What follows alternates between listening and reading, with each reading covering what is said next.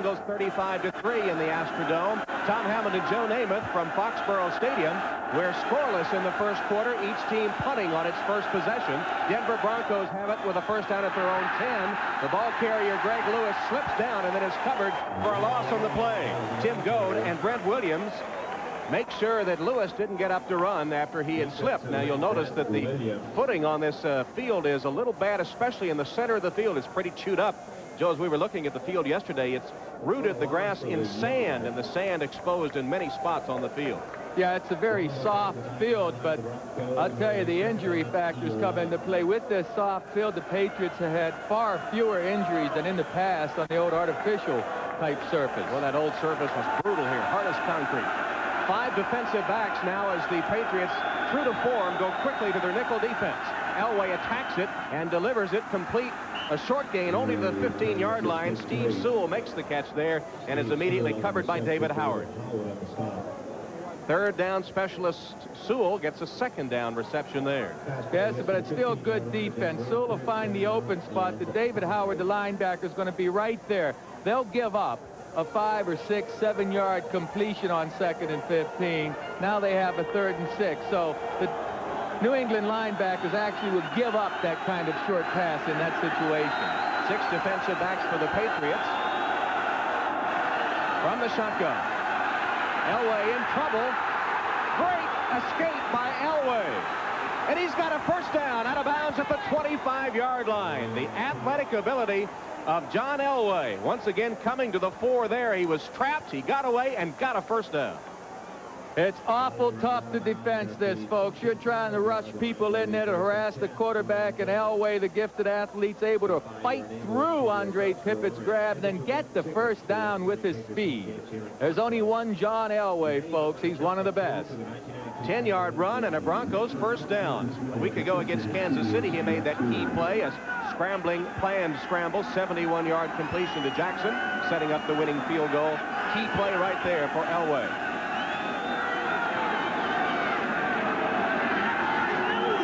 Changing the play, Elway. It's a run to Lewis. Lewis bounces to the outside across the 30 to the 32-yard line.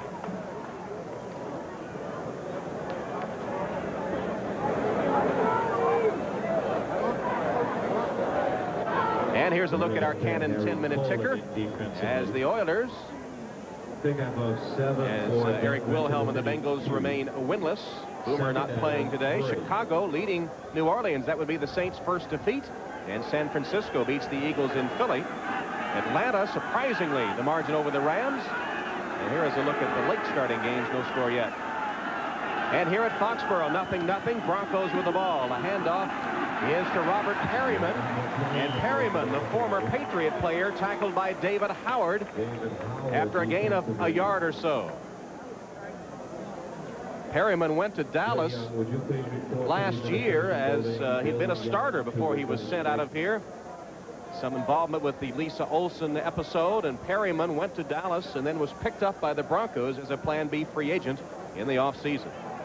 Used more as a blocker than he has been certainly as a runner. This situation, 3rd and short, I think favors John Elway's offense. John Elway has been calling his own plays most of the season, but he and Coach Dan Reeves sharing those duties now. Swing pass complete to Sewell for the first down at midfield and finally out of bounds in Patriot territory at about the 45-yard line. Fred Marion and David Howard combining to get him out of bounds, but Sewell took Elway's pass and rambled for 21 yards. Well, Sewell had an escort out there, too. I believe it was Doug Wydell, his guard, number 67. On the right side of the screen, you see this is a play where he can go downfield. It's not there. Now get it out to Sewell. Look at the blocking out in front of Sewell.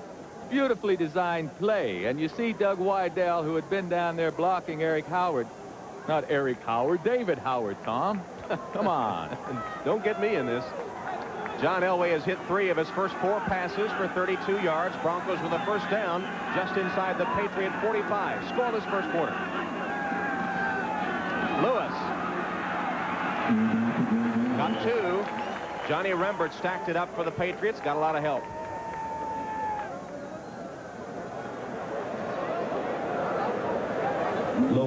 Dan Reeves told us yesterday he still has a lot of respect for Joe Collier. He just thought the man needed to be let go, and he said it hurt him, and he knows it hurts Joe, and he says he still has a lot of respect and certainly wouldn't be drawn into any name-calling battles with Joe Collier. Well, the guy that took Joe Collier's place, Wade Phillips, has done a fine job out there, so you can't fault Coach Reeves for that change. Pitch to Lewis. Defense ready for it, and somehow he escapes three would-be tacklers to pound close to the first down. Fred Marion finally forced him out of bounds. Well, it's the two-sided coin. It's either bad tackling or good running. I think Greg Lewis just broke those tackles with his strong effort. Greg Lewis, the rookie from Washington, fifth-round draft choice, stepping in to replace the injured Gaston Green, who is inactive today. 3rd and a yard, and the Broncos quickly go for it. Elway on the sneak. Interesting. They got right up to the line again in that short situation without a huddle. And a simple play to call. Elway called his own number and took it for the first down. We mentioned the play calling duties of Elway at this point. It has revitalized John, you may say. However, most of the time the first and second down play is usually called by the sideline, at least talked over with John Elway, and he has an option of changing things. And when he feels good with the play, certainly he's going to call the one he likes. Off to a good start as you see his numbers. 10th play of the drive coming up. It started at the Bronco 10. Lewis picking his way inside the 30 down to the 28-yard line. Ray Agnew tripped him up.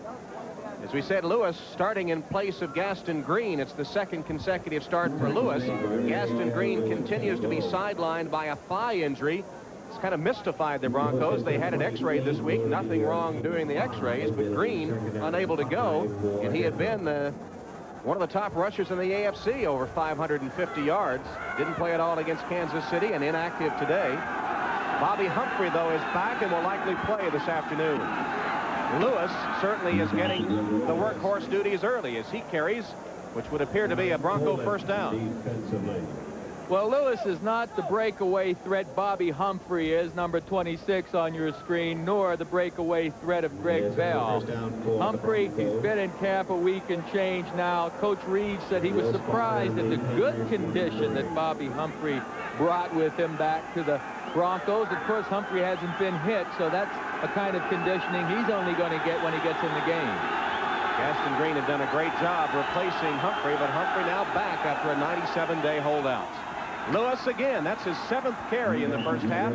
He's to the 18-yard line, carrying Eugene Lockhart and Johnny Rembert along with him. But there's some good blocking. I mean, Crawford Kerr pulled out that time, and he blocked to the outside. 68 will pull. Karts is taking a couple of guys. There you see 68 kicking out on the linebacker, Howard. I tell you, what we're seeing right now is very good for the Broncos. They're able to gain yardage on the ground against what New England thinks is their forte, the rushing defense. And Bobby Humphrey has come in as Greg Lewis, after that last hit, asked to be taken out. So Humphrey, with his first appearance of the season, gets the call and gets hit immediately by Johnny Rembert. Bobby Humphrey's first carry of 1991. Be lucky to net a yard. Oh, boy. Welcome back to the league, buddy. Oh, my goodness. That's a good hit by Johnny Rembert. Of course, you want to key on Humphrey. Going to the sideline right now because it's a 3rd and passing situation. But anytime Bobby Humphrey's in that game, if I'm a defensive player, that's the first guy I'm looking for. 6 defensive backs in, the 14th play of the drive. 3rd and 5. Elway in the shotgun. This possession over 7 minutes long already. Elway for the corner, broken up. Maurice Hurst knocks the ball to the turf. Good defense by the New England Patriots. As Maurice Hurst, with perfect position, knocks the pass down intended for Michael Young. You called it, Tom. Perfect position. He's going to stay with Young, and he'll break underneath Young. He'll nearly intercept this ball. Look at this positioning by Maurice Hurst. Couldn't be any better. Could not be any better. Elway's throwing that ball now, folks, on a timing situation. He doesn't believe that Hurst is going to be that close to his receiver. And as an ex-quarterback, I have to agree with Elway. Your receiver's supposed to get better separation than that. I just think it was an outstanding defensive play. David Treadwell from 35 yards. Mr. Automatic is true to form, and the Broncos take the lead. David Treadwell, after a long drive, hits a 35-yard field goal, and the Broncos break on top. To the most improved teams in the NFL, the Broncos and the Patriots from Foxborough, and Broncos take the ball at their own 10, drive down to get a 35-yard field goal from David Treadwell to lead 3-0. David Treadwell had 4, including the game winner against Kansas City last week. Treadwell to kick off now. John Vaughn, the deep man, along with Marvin Allen for the Patriots. Short kick by Treadwell. Vaughn sees it bounce at the 10, takes it on the hop. Vaughn to the outside. Knocked out of bounds around the 30-yard line. Good return by John Vaughn. Charles Dimry nudged him out of bounds. So Hugh Millen and the New England Patriots take over the football, trailing 3-0. In the East, and with the time change, the lights on here at Foxborough Stadium. Hugh Millen and the Patriots now trailing 3-0 take over, and that has to be a confidence builder for Millen. His best day as a pro, 326 yards passing against Minnesota last week. Patriots pulled out the win on the last play of overtime. Millen goes long, incomplete, intended for Irving Fryer, who broke open across the middle. The pass a little high, and Fryer hit just as the ball got there by Steve Atwater, the all-pro safety. Oh, sure. Fryer's wide open here. Millen leads him too far inside. You see the corner Braxton lose Fryer. Look at all this room there, but the ball's thrown too far inside, and there comes Steve Atwater. And I know Fryer had to anticipate that hit. Ball should have been outside. Fryer did a fine job getting open. Millen was off target. Not only did it cause an incompletion, it exposed Fryer's ribs to that hit by the tough Atwater. John Vaughn in the lineup goes in motion. Fumble. Millen fell on it. Fumble on the snap, recovered by Dick McPherson said after that tough 5-quarter game on last Sunday, he gave the players Monday off, and he felt that he probably shouldn't have because they were a little sluggish this week in practice. Well, he felt like they should get out there and run after talking to the trainers or whatever. He felt like there's something in the system there with the lactic acid to where if you don't get out there after the game the next day and you let it stay in the system, it's tougher to get out and get that energy back. Diamond formation for the New England Patriots. Timpson is in at a wide receiver, 3 of them. Stevens in the backfield. Millen with time. And the pass complete to the 35-yard line. Marv Cook, who leads all tight ends in the NFL. That was his 41st reception. It's short of the first down, however, as he was tackled by Randy Robbins. And with time running out in the first quarter, Cook looks a little shaken up after that hit. I'll tell you, the Patriots took a timeout because they want to punt the ball with the wind, Tom. 4 seconds left in the first quarter as the Patriots take a timeout.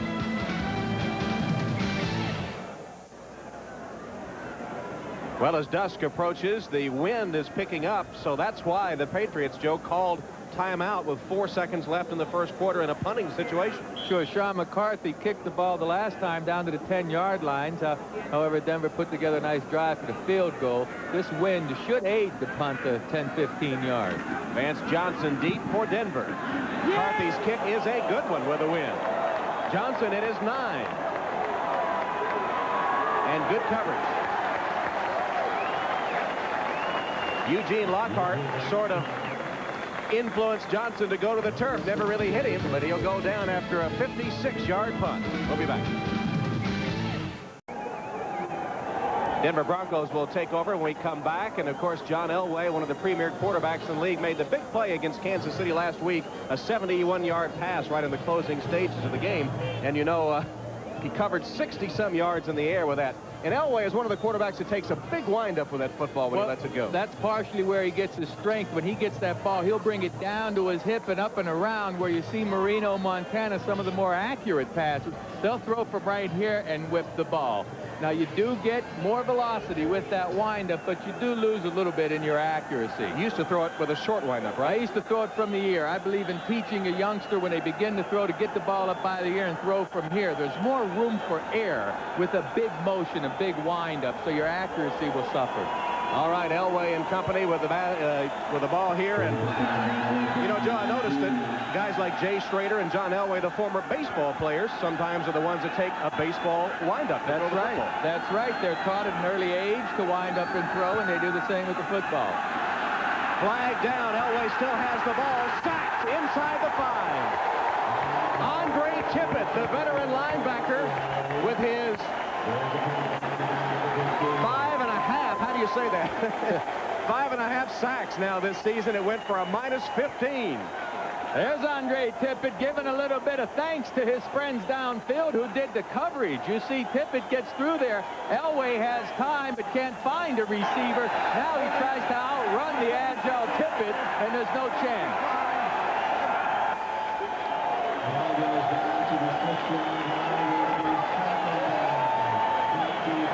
Well, I never heard a call on the penalty marker. They must have waved it off, or it was against Denver, and they refused it, whatever it was.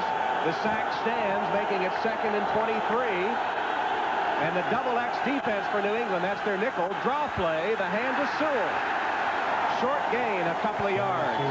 Tackle by Tim Gordon and Mickey Washington, 2 of the men that come into the defense on the double X. Well, Tim Gordon's in there, and he's spying Sewell in the backfield. Coach McPherson has a variety of defenses he uses that Joe Collier implements, and that time it was perfect. Gordon spied Sewell and picked him up as soon as he came out of the backfield. 3rd and 21 for the Broncos inside their own 10-yard line. They lead 3-0. Elway delivers way downfield, too far.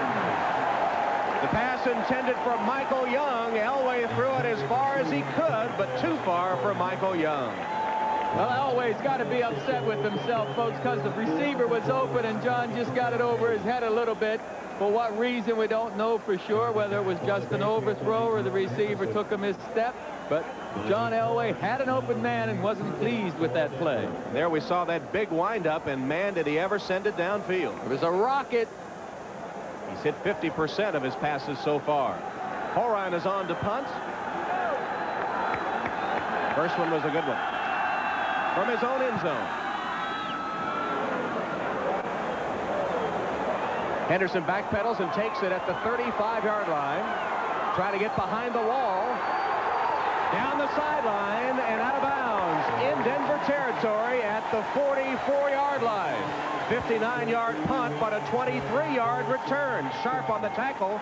Denver still leads.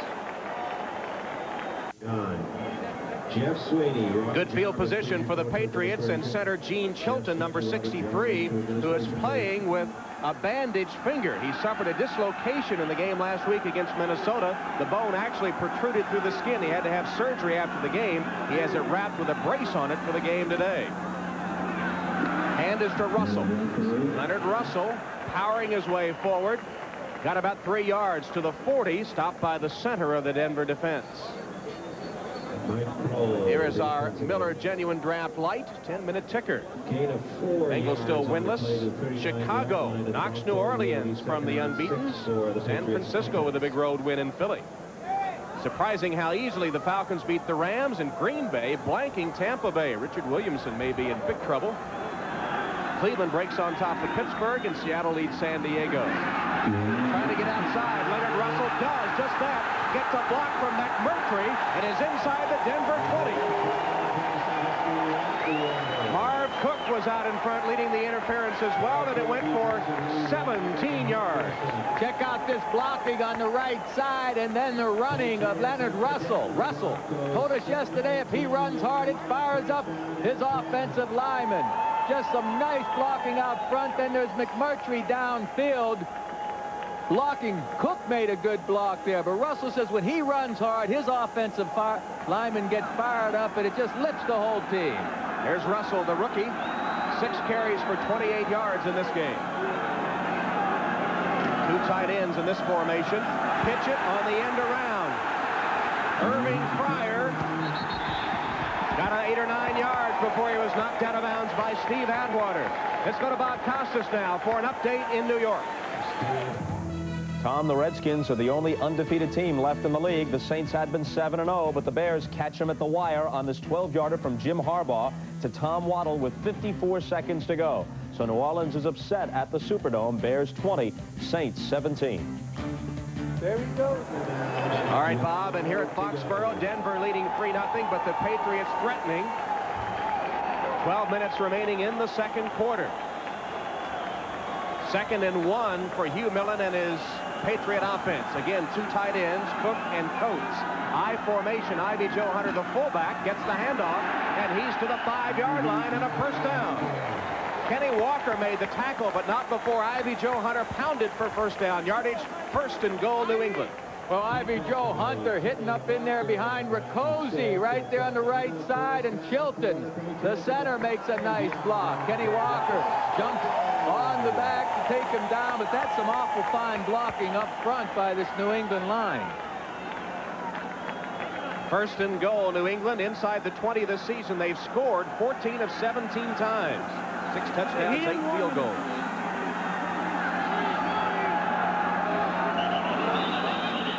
Play stop before it gets going. It looked like Pat Harlow, the rookie right tackle of the Patriots, may have raised up from his stance. False start. Prior to the snap. Number 77, 5-yard penalty. Still first down. But that's the kind of mistake that can kill you, Joe. If 1st and goal at the 5, now it's 1st and goal, but just inside the 10-yard line, and that's reminiscent of the Patriot team of a year ago, which made critical mistakes like that. Oh, that's true. And you wonder why guys make those mistakes. I'll tell you one reason why. Harlow's certainly concerned with Warren Powers' play, number 91. Powers has Harlow a little on edge. Millen will pass, completes it to Russell, dodges one man, but then is taken for a loss on the play. Back beyond the 10-yard line as Atwater and Henderson came up in a hurry. Russell had the reception, but not much more. And McPherson's team now with 2nd and goal, and in reverse as far as the yardage is concerned. Well, I could see McPherson's team going to Irving Fryer down here. It's an area of the field that you usually get man-for-man play out of the defense. Denver's defense reacted beautifully the last time to stop that play, but I would expect the kind of man coverage down here, and I'd look for Cook or Irving Fryer to get open. Wade Phillips told us they would double cover Fryer on 1st and 2nd downs. 2nd and 12. Plenty of time for Miller. Completes the pass to the 4-yard line. It'll be 3rd and goal coming up. Pass caught by Marv Cook, his 2nd reception of the day. Mike Kroll and Carl Mecklenburg, 2 right side linebackers, came over to make the stop on Cook. Cook's tough. He's out there playing on a badly sprained ankle. He couldn't practice much this week, but he's doing his best. He gets a lot of pre-snap reads. Cook's a very headsy player. When he gets up to the line of scrimmage, he studies the defense before the snap, and that gives him a little edge on what kind of coverage he's going to get. McMurtry, Fryer, and Timpson, 3 wide receivers. Stevens, the only setback. 3rd and goal. Stevens in motion. Draw play, Millen to the 2. It'll be 4th and goal, and the field goal unit on its way out. Kenny Walker, the rookie nose tackle of the Broncos, getting the start today out of Nebraska, make the hit. You know, this defense of the Broncos have seen a number 7 run this draw play many times in practice against their own mates. John Elway's made this play very successful, so I'm a little surprised they tried the quarterback draw. As I say, the Bronco defense has seen it many times. Maybe not from the Patriots, but with the way the play succeeded, I don't expect to see it many more times from the Patriots either. That 42-yarder a week ago by Starofsky won the game after he had missed a field goal earlier. And this chip shot is good by Jason Starofsky from 20 yards out. And the Patriots have tied the score at 3. Stadium 3-3 game with 8:29 remaining in the first half.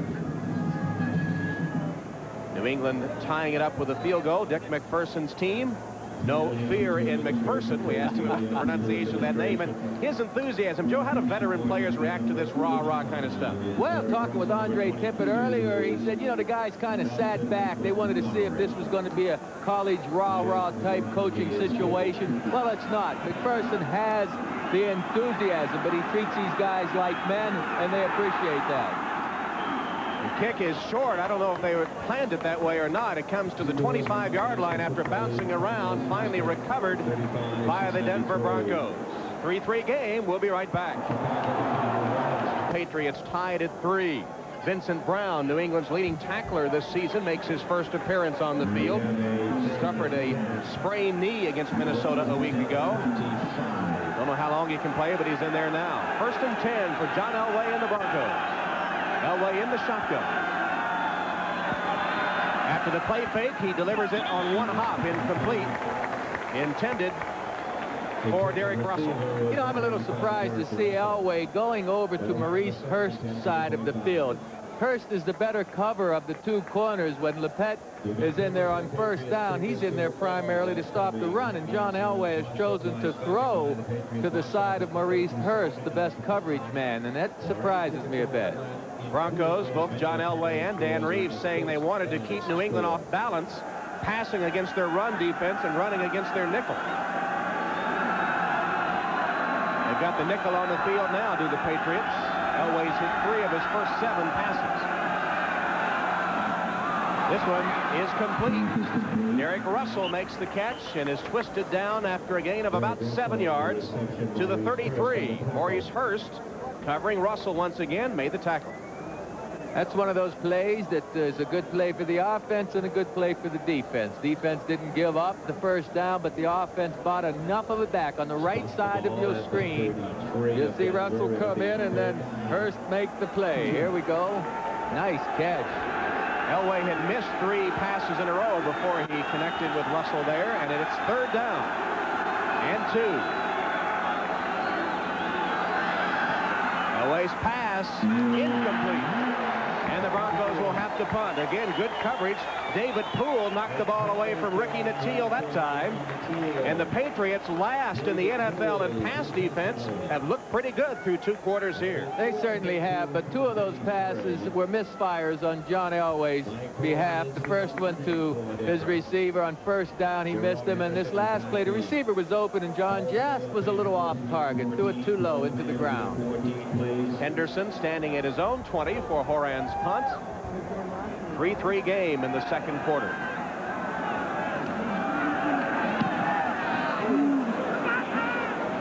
Henderson backpedals to his 10.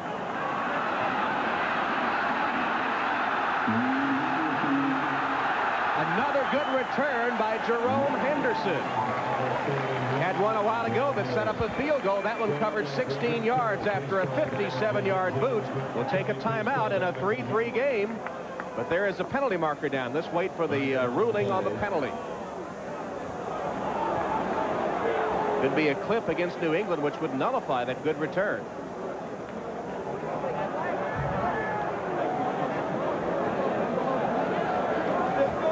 Well, a moment ago, a penalty costly to New England. An illegal block on the return. Number 83, blocking below the waist. 1st down, timeout. Timpson blocking below the waist will set the Patriots back deep into their own territory. They'll have the ball when we return to Foxborough, tied at 3. The young lady on the right, Lisa Coles, is the Patriots cheerleading coordinator, who happens to be the fiance of the Pats quarterback, Hugh Millen. Plan to be married in February, perhaps in Europe, they were telling us yesterday. And off to Leonard Russell, fighting for yardage, a determined run by Russell that nets him about 4 or 5. Dennis Smith finally makes the stop, the strong safety. And Lisa, watching her fiance hand off, applauds the effort by Leonard Russell. You notice at the end of the game, the overtime win for the Pats last week, that Coach McPherson got in several hugs on Lisa, I noticed. In fact, came back for a couple. She's no dummy.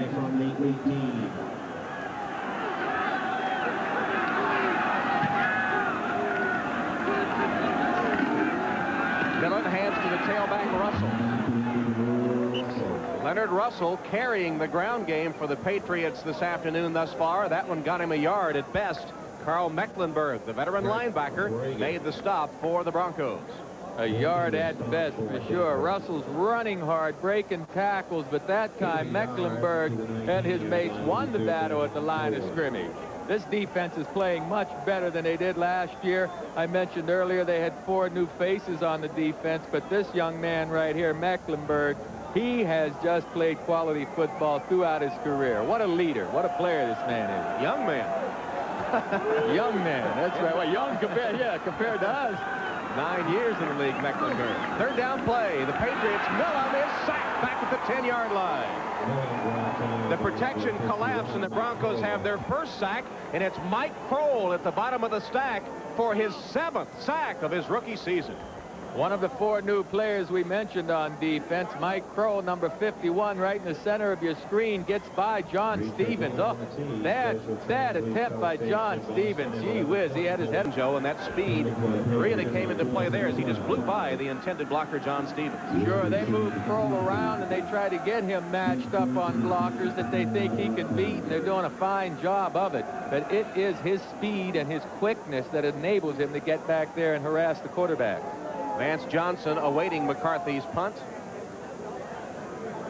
Punting into the wind, I might add. I wouldn't expect to see one of those big, long spirals this time.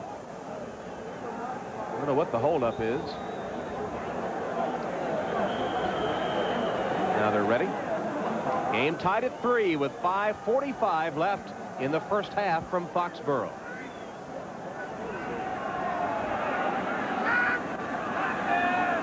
From his own end zone, McCarthy sends it on its way. Not a good kick, low. Taken by Johnson, made a fair catch at the 42-yard line. I thought he had some room to run, but decided to fair catch it, and it will be a good field position after a 47-yard kick. Here's our Schick Tracer 10-minute ticker. Late starting games, Cleveland 10-zip. No score out in Phoenix. Seattle with a 10-3 lead. Next Saturday, it'll...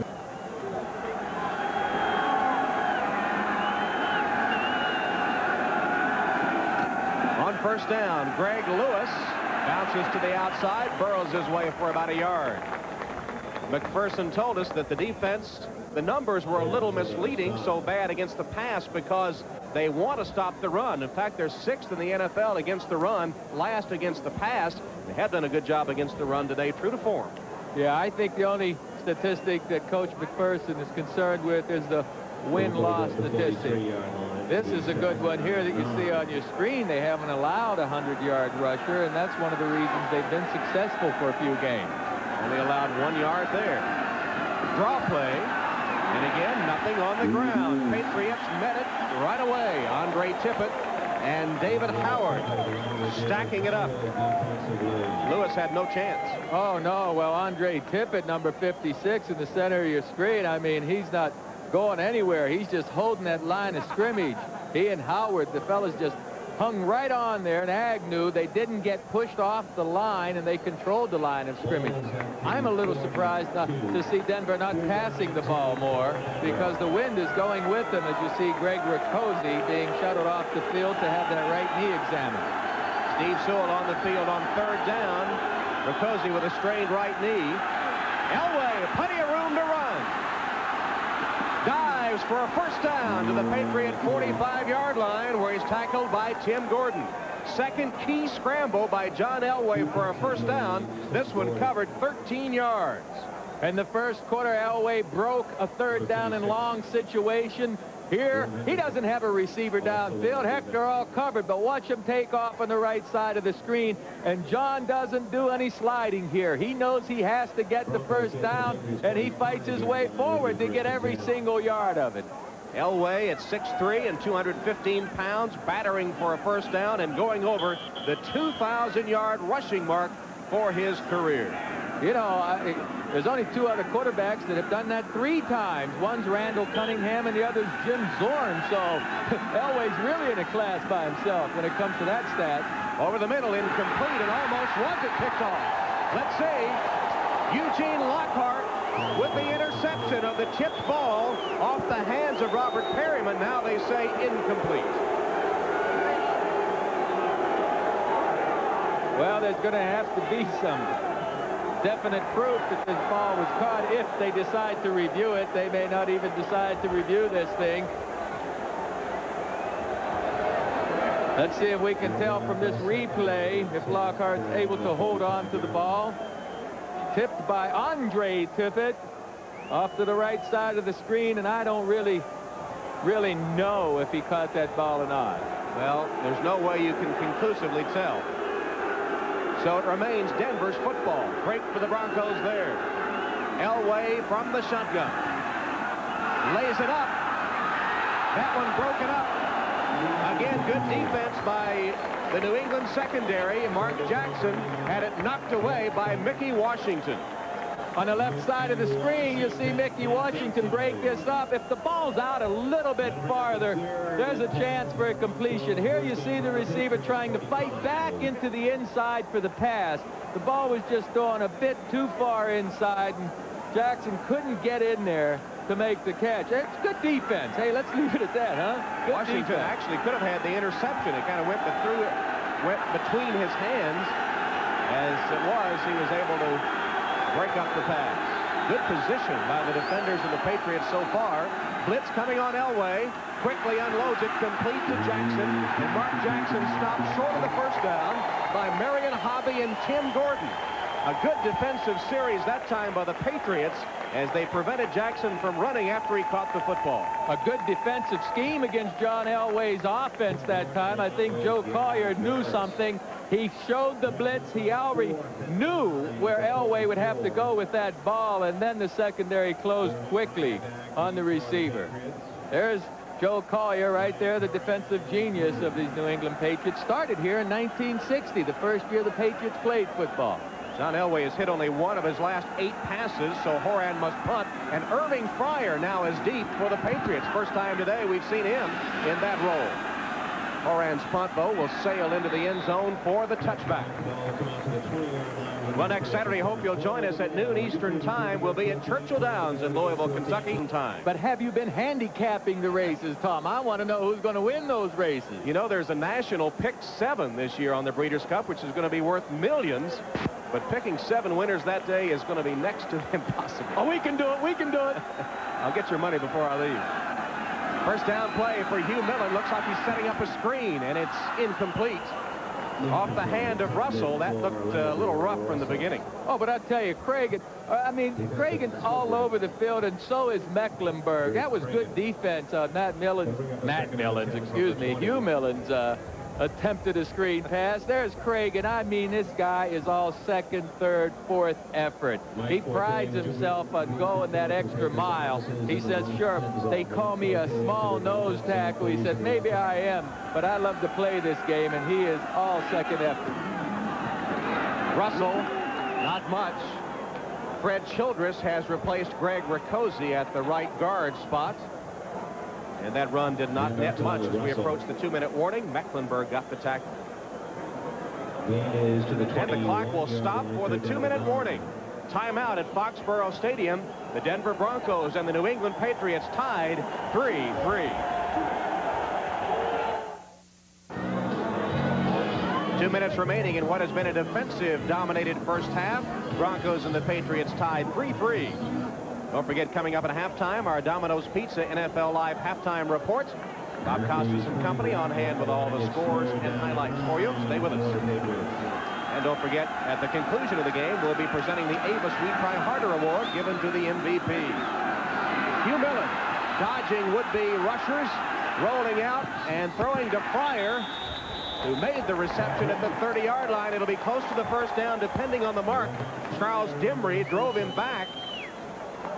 And a timeout is taken, stopping the clock at the 1:45 mark. Denver called it. I believe it's going to be short of the first down. We'll check it out when we return. That may not have looked like much of a catch by Irving Fryer because it didn't make the first down. But I tell you what it did do. It kept the clock going to where Denver had to spend one of their timeouts. Irving Fryer is playing big. He's playing fine football. He hasn't been blessed with the passing offense here over the years with the Patriots, but Fryer is at the top of his game right now. A career best performance against Minnesota last week for the rejuvenated Irving Fryer this year. McCarthy to punt. High snap pulled down. Vance Johnson sees it bounce, tells his teammates to get away from it. And it will roll dead at about the 43-yard line. Only a 28-yard punt by McCarthy, giving the Broncos good field position. Well, first there's an awful high snap for him, and then he's anxious, I'm sure, to get it off, but his left foot slipped.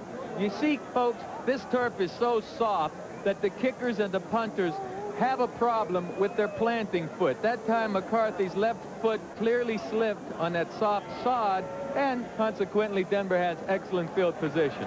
It's real sandy, that turf. Exposed sand in many spots, especially in the center of the field. So Elway and the Broncos, good field position with 1:34 and 2 timeouts left. Elway's pass across the middle into Patriot territory, complete for a first down to Steve Sewell, who's finally wrestled down. Got about 11 yards, maybe 12, to the 45 of New England. Andre Tippett finally wrestling to the turf with help from Maurice Hurst. Clock ticks away. At the Patriots 45. Broncos ready again from the shotgun. Complete to the 40-yard line. That time Russell made the reception. Hurst and Washington all over him. And Elway will spend one of his 2 remaining timeouts. 1:04 left for Dan Reeves and the Broncos, trying to break this 3-3 tie before intermission. Just 1 timeout left for the Broncos now, as Dan Reeves says this Denver team is right where it needs to be, in first place. And after a disappointing season a year ago with a 5-2 record and first place in the AFC West.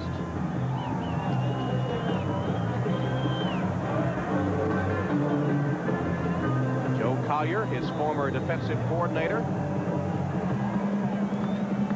Coach McPherson not allowing the Denver reporters to interview Collier and the other former Denver assistants this week. Said it would be distracting from the effort of the team to get ready for the game.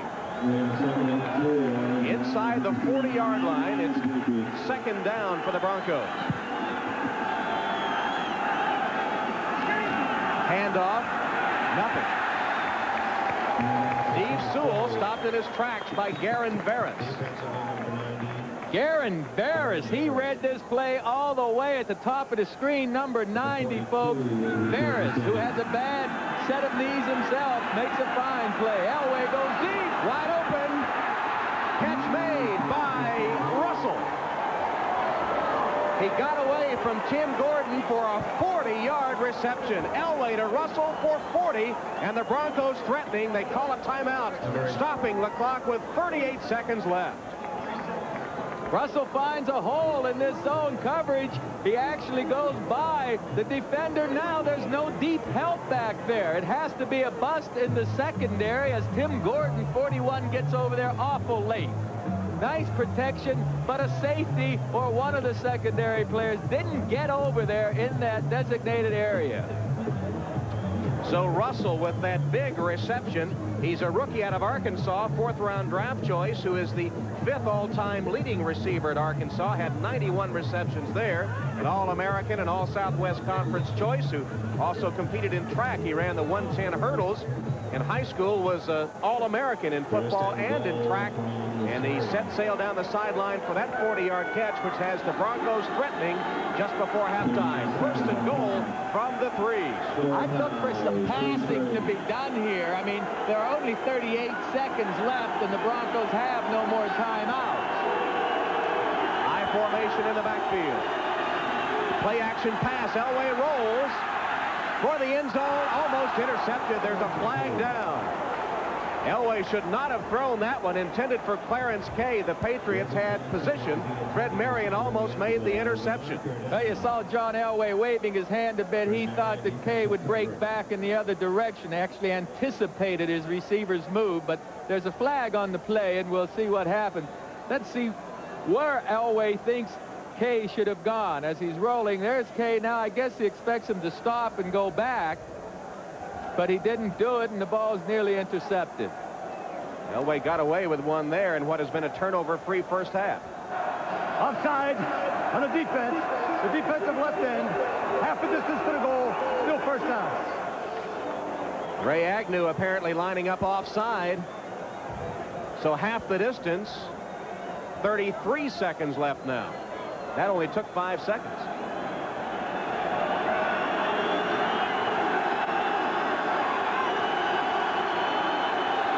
First and goal just beyond the 1. Sewell in the backfield next to Elway. Elway will pass.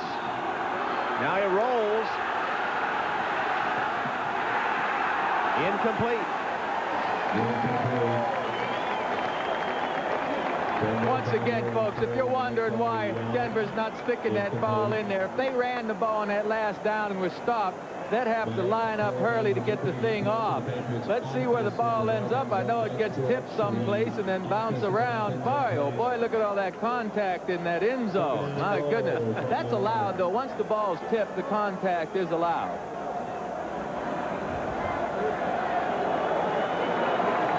Second and goal for the Broncos. 25 ticks left. Greg Lewis in the backfield. Split backs. Handoff. Didn't get in. Stopped short. And the clock ticks. Center of the Patriot defense stopping Lewis. And now, why is the clock stopped? Official timeout to unstack them, I guess. That's exactly right. They have to get him off to unstack the pile. But I can't see Denver running anything but a play-action pass right here. I hope it's not a clock play. I hope Elway has a play-action pass. Well, it's going to have to be a clock play now. And it stops it with 5 seconds left. Elway and just slamming the ball to the turf. That's an incomplete pass, and the field goal unit comes on. Broncos had first and goal from the 3. A penalty got the ball to almost the 1. They couldn't get it in the end zone. They'll settle for 3. McPherson's defense, good team play. Good defense by the Patriots, holding Denver to a field goal attempt. And Mr. Automatic, David Treadwell, who has the field goal already. You know, that's a tough nickname, man, Mr. Automatic. I know a couple of Treadwell's teammates gave him that nickname after the game with Kansas City last week, but old David's going to have a tough time living up to Mr. Automatic. I mean, that means that you don't miss, doesn't it? What's happening here now?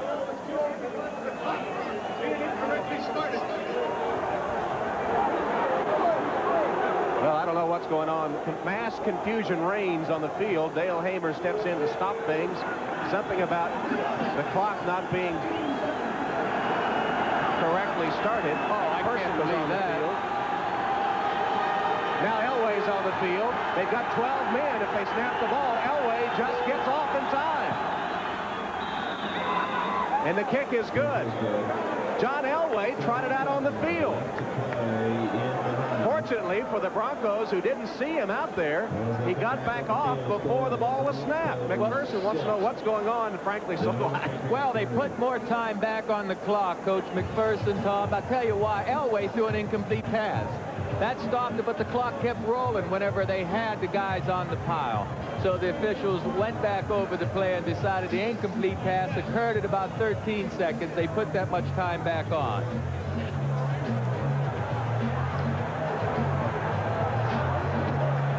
He's still arguing about the clock, but the time was put on because it was an incomplete pass, and the clock should have been stopped at that point. Anyway, Treadwell kicked it through, and now we have 7 seconds on the clock. They reset it, I believe, to 15, Joe. I think I heard Dale Hamer say reset the clock to 15 seconds. 15, 13, you know, it really doesn't make any difference. Treadwell's going to kick the field goal there, whether it's 4 seconds left or not. The only difference it would make is having Denver have to tee the ball up now and kick it off, and New England actually has an opportunity to return it. I can't believe Treadwell will kick this ball deep. Well, it's 6-3 Broncos. The key play, a pass 40 yards from Elway to Derek Russell, setting up a first and goal. Broncos couldn't punch it in, but do get the Treadwell field goal to take a 6-3 lead. You saw Treadwell replacing some of that turf. It's awful slippery out there, and he wants to make sure that foot of his, the left one, gets planted before he hits the ball. There's Treadwell's kick, and it does sail deep into the end zone. That'll be a touchback, and so the Patriots will get one play. Well, I mean, if you know you're going to kick it that far, why not? He does have the wind with him. David Treadwell did have the wind with him and did just what the situation called for. Kicked it through the end zone. So Hugh Millen will come on to try one Hail Mary pass, we would presume, and hope you'll stay with us for Costas and Company, the Domino's Pizza NFL Live report with all the halftime activities, scores and highlights from this week in the NFL. Well, I think we've seen a good first half here, Tom. I don't think this game has swung in either direction. Momentum might be a little bit on Denver's side going in, but Hugh Millen and his New England team has to feel pretty good, only being 3 points down so far. It's been good defense, too, not inept offense, don't you think? That's right. It's been good defense on both sides.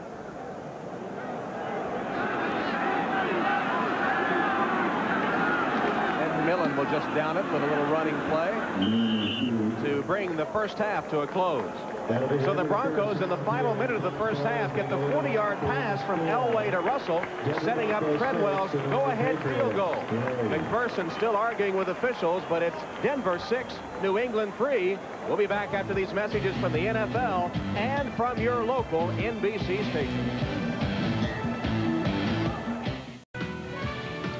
Okay, Bob Costas with Bill Parcells and O.J. Simpson. In the next segment, we'll run down all the scores, show you some of the highlights, but right now just a chance to talk a bit about a few of the high points from earlier today. The Oilers are off to the best start in franchise history. They're 7-1 after pounding the Bengals 35-3. Cincinnati now 0-8. Now, next week, Houston goes to Washington at RFK. Now, Washington will either be 7-1 like the Oilers, or if they beat the Giants tonight, they'll be 8-0, and the obvious talk is going to be about the possibility of a Super Bowl preview.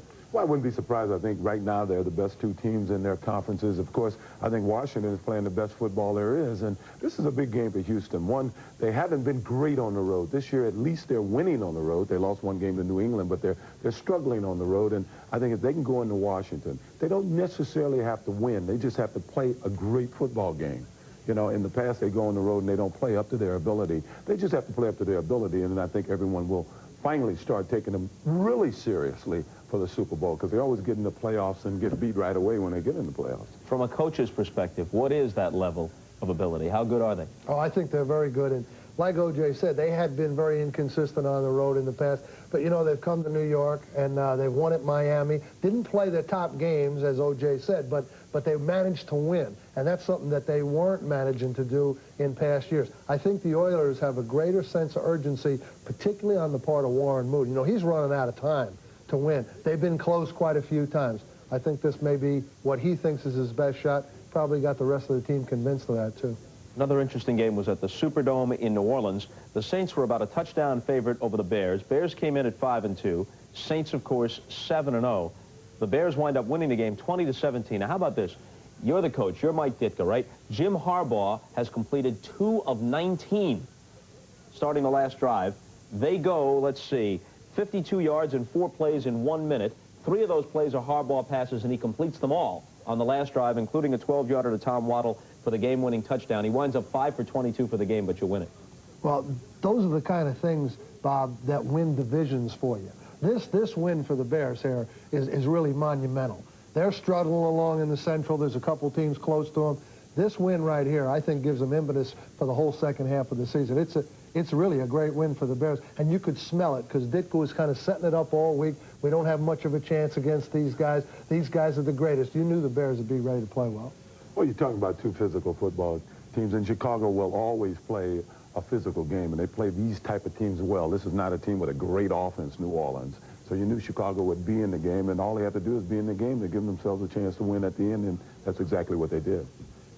The other scores from earlier today, and we'll run down all the late scores a bit later. San Francisco beat Philadelphia 23-7, and they sacked Eagle quarterbacks 5 times and forced 4 turnovers. Atlanta won 31-14 at home against the Rams, and in the score you were all waiting for, yes, Green Bay shut out Tampa Bay 27-0, and the Buccaneers turned the ball over 8 times and got sacked 6 times. And we'll see you in a bit.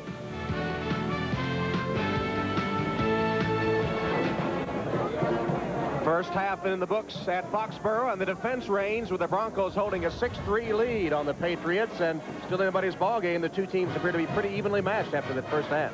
The defenses on both sides are playing fine. I mean, Elway made a couple of big third down, first downs that got them into position to get the field goals. So right now it's a defensive struggle. All right, we'll rejoin NFL Live right after this word from your local NBC station. Domino's Pizza NFL Live Halftime Report. Brought to you by Domino's Pizza. Nobody knows like Domino's how you like pizza at home. Okay, Bob Costas with O.J. Simpson and Bill Parcells. Let's start things out by checking on Cleveland and Pittsburgh. And, Juice, the Browns have a 10-7 lead early in the third quarter on their home field. Nightfall already in Cleveland because of the late start. Well, despite the fact that Pittsburgh scored right before the half came, I got to give Bill Belichick a lot of credit. He's done a great job with this team. His backer, Eddie Johnson, is out of the game. He's got 5 or 6 DBs on IR, and he's still getting the job done. If they win this game, they're 4-4, and I really have to ask myself, thinking about the problems that the Giants have. I'm going to ask you, Bill, who do you think they missed the most? Belichick or you, the Giants, that is? What a loaded question this is. I'll tell you what, I'm going to respond to that with this, O.J. I think we should call Buffalo and find out if Jim Kelly would rather have you or Thurman Thomas. Case closed. Do not give him the last word. Have you learned that? Yeah. All right. A couple of great active runners are taking part in the game today at the Silverdome. Barry Sanders has 11 carries for 39 yards for the Lions in the first half. Emmitt Smith, 13 carries for 67 yards for the Cowboys. They've just gone to the third quarter. They're even up at 10 apiece. Denver is playing at Foxborough. The game some of you folks are watching. David Treadwell has 2 field goals. Jason Starofsky has 1 for the Patriots. It's 6-3 Broncos at the half. Bill? Well, this is where we think that personal thing might be involved, and it looks like the Patriots defense has given Denver about all they want. They're playing very well. It's a close game, and Denver better watch it because New England, you can tell emotionally their players are jumping around. They're gang tackling. They're diving for every ball today. New England's after Denver. Now, Seattle is a team that has a record of 4-4, but they've won 3 of their last 4. And 5 of their final 8 games, including today's against San Diego, are up in Seattle. So they've got a shot at either the AFC West Championship or perhaps more likely to be in contention for a wild card. They lead at the half over San Diego, 10-6. Minnesota and Phoenix, halftime in this one, 7-0 in favor of the Vikings. Rich Gannon with a touchdown pass to Hassan Jones. The field very wet due to a heavy pregame rain. Now, these are finals from earlier today. Houston is 7-1. Cincinnati 0-8, and the Bengals really didn't have a chance. As you see, Boomer Esiason didn't even suit up for Sam Weich's team. Eric Wilhelm was at quarterback, and more trouble, Warren Moon was the quarterback for the other team. He threw 3 touchdown passes in the first half, then coasted from there. Haywood Jeffries caught this one. Now goes the deep throw to Drew Hill off the fake right and the heave left, and Hill is behind everybody for the touchdown that covers 61 yards.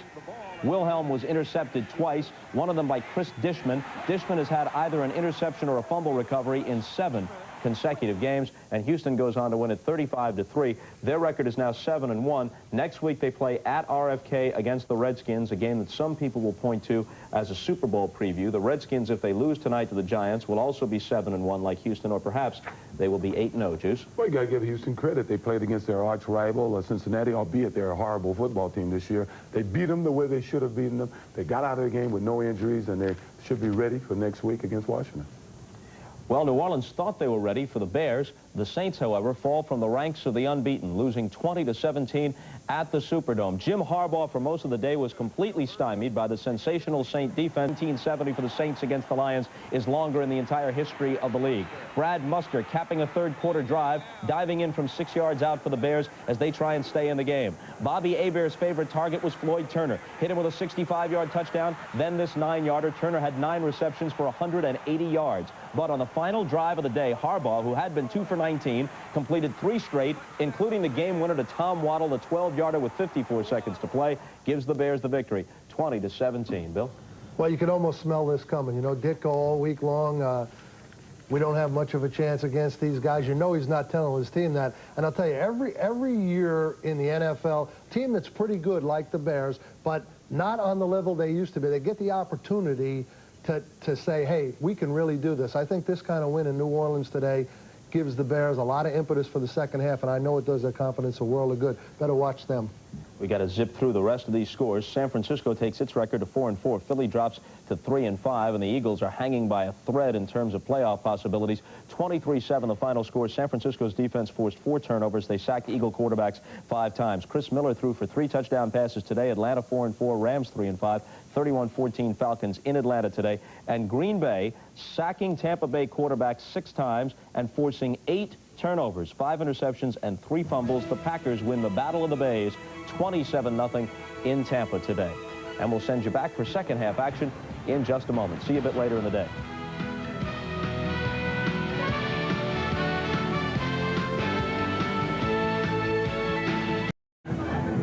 Getting ready for the start of the second half in Foxborough with the Denver Broncos leading the New England Patriots by a 6-3 count. Two teams having missed opportunities in the first half. New England had a 1st and goal at the 5, got a penalty that sent them back to the 10, had to settle for the field goal. And just before the half ended, the Broncos had 1st and goal at the Patriot 1.5 and had to settle for 3. You know, Tom, we haven't seen any turnovers yet in the first half, and I have a feeling that if that mistake's made, the teams are going to pay dearly for it. I'd look for the team this second half that continues to play flawless ball as far as turnovers to go to come out on top. Treadwell set to kick with Allen and Vaughn deep for the Patriots. Treadwell's kick taken at the 20-yard line by John Vaughn. Vaughn with another nice return, breaks it to the outside and is across the 30 to the 33-yard line. Vaughn has done a good job returning punts and kickoffs. Shannon Sharp finally got him out of bounds. Here are the first half stats, Joe. Yeah, you look at those rushing yards for Denver, 61. Well, heck, Elway must have had 20 of those on his own. And then the passing yards, 98. They had a 40-yard completion to Russell. So really, this New England defense is doing a good job. Also on the Coors Cutter halftime stat sheet, you see that there are no turnovers and time of possession is about equal. First down play, Vaughn and Russell in the lineup. 3 wide receivers here for the Patriots on first down. Hugh Millen. Pryor in the flats.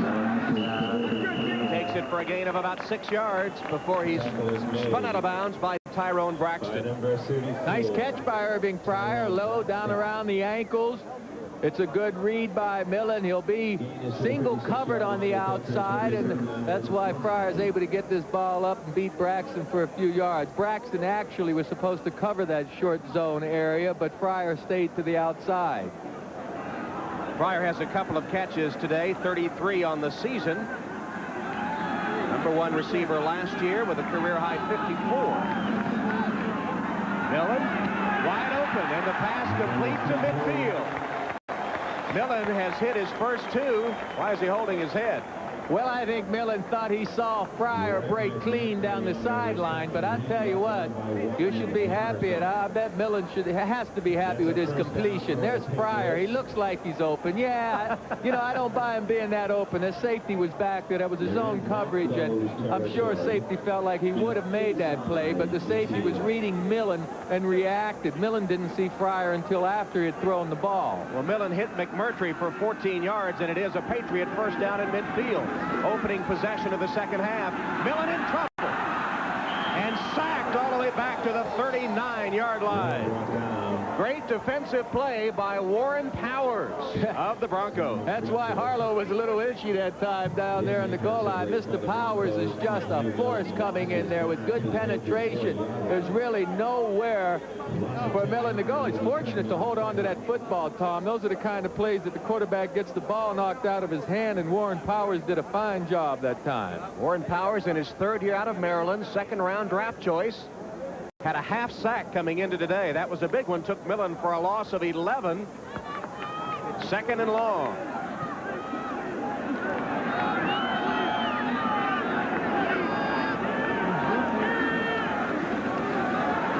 Again, pressure on Millen. Steps up to get away from it and thrown incomplete. Cook dropped it. Had it in his hands at midfield, back to the original line of scrimmage. Just bounced off his pad. You got it. That's right, Todd. Just bounced off his pad. He looked that ball in and hit his shoulder pads and bounced right back out. Once again, Millen showed excellent poise back there. Marv Cook, 85, drops very few passes, folks, and that one just snuck up on him. Patriots converted only 1 of 6 third downs in the first half. This is a third and very long. Timpson, Pryor, McMurtry, 3 wide receivers in the game. Stevens, the setback, next to Millen in the shotgun. Millen lets it fly, and it is almost intercepted. Intended for Irving Pryor, and it was Tyrone Braxton that had his hand on it. He thinks he still has it. I thought I saw it hit the ground. Well, I just saw the back judge give the incomplete pass signal. I'm sure we'll get this looked at again because it appeared to be some indecision on behalf of the officials out there, but they're going to get it cleared up, I'm sure.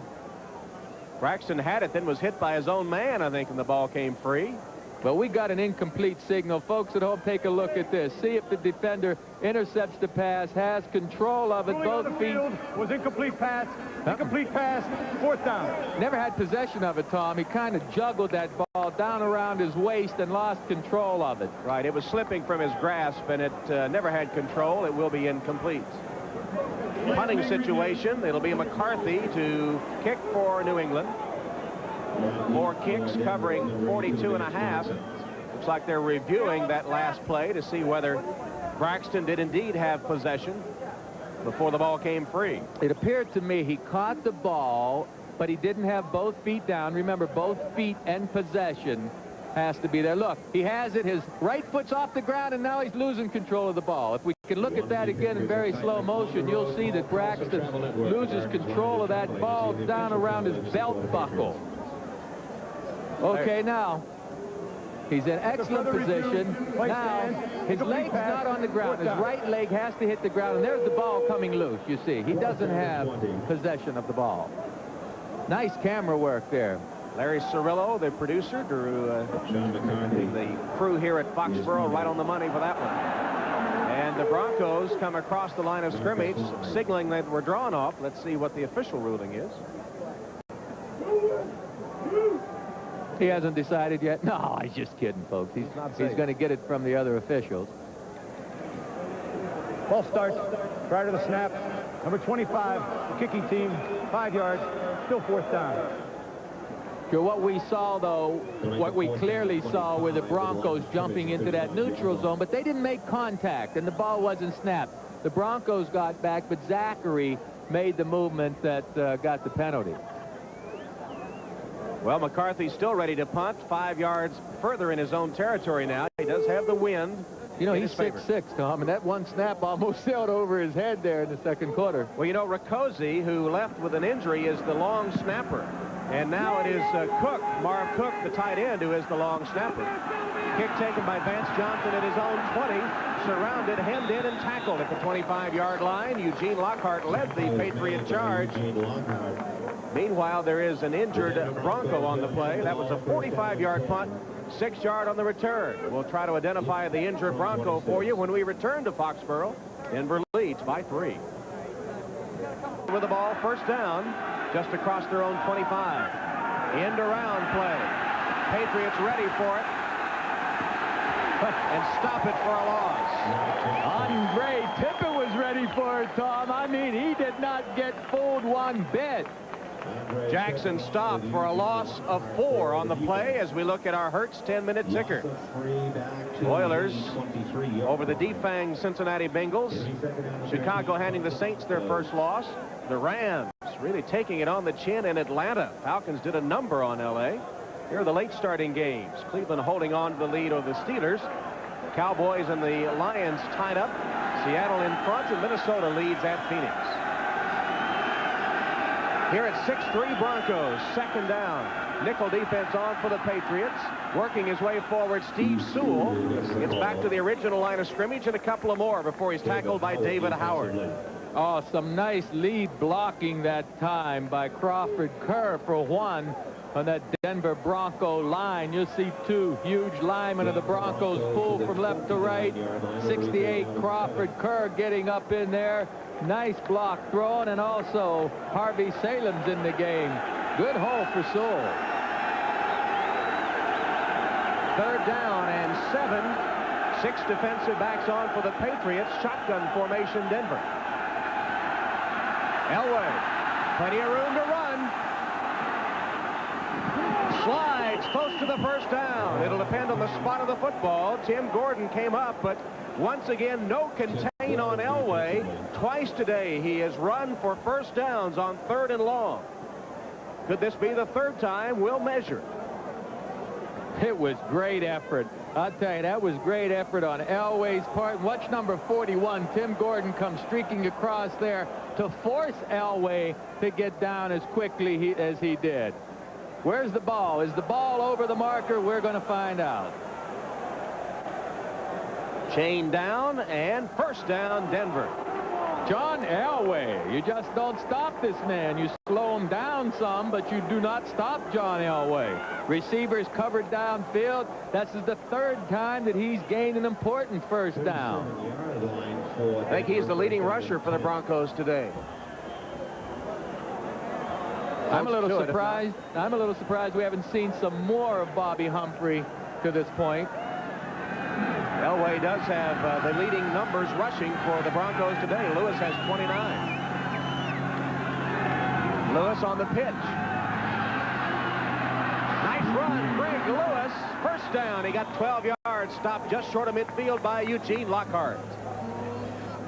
Lewis doesn't get the ball outside very often. He's noted more for his inside strong running, but right now there's a quick pitch, and Clarence Kay does a fine job on the outside of blocking, and also Perryman gets his helmet in there, and I mean, Perryman knocked Fred Marion to the ground. Just wonderful blocking by the Broncos. So Robert Perryman, the former Patriot, taking it out on his old teammate Fred Marion. Key blocks bringing a 1st down run. Lewis again hit behind the line, fights his way forward into Patriot territory for 2 yards, where he's tackled by Eugene Lockhart once again. Oh, Lewis got that on his own, boy. Andre Tippett had good penetration in there, and he had another teammate get some penetration. So that gain was all Greg Lewis being able to find a little crack and fight forward for a couple of yards. Ace formation coming up for the Broncos. They get 2 tight ends, Kay and Sharp. Meanwhile, Ronnie Halliburton being taken to the locker room for x-rays, we would presume, of that injured leg.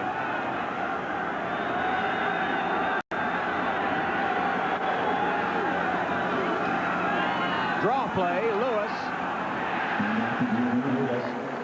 Patriots stacked it up, knocked his blockers back in Lewis's face, and he gets about 3 yards. Ray Agnew will get credit for the tackle. Yeah, another good effort by the Patriot defense. Rembert was in there also. Johnny Rembert, and Agnew made the play. Gives it a 3rd down and 6 situation. I tell you, I think Elway ought to just send everybody downfield, say, y'all go try and get open, and then I'm going to run it for another 15 yards. Elway has hit 8 of 16 passing. His rush for 32 yards.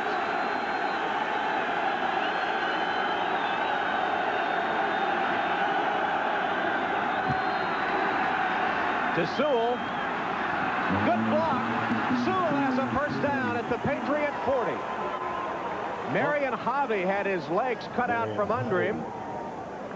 As Sewell took the pass in the flat, got a block, and headed for 1st down territory. 72 Karts throws a block. I'm not too sure it's not a clip right here in front of the screen.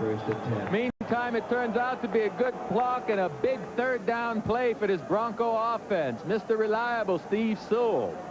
That was Tim Gordon that was blocked, which was close to being a clip. 1st down, Broncos driving on the Patriots, leading 6-3. Fake to Lewis. Elway still has it. And a pass to Natil, complete to the 30.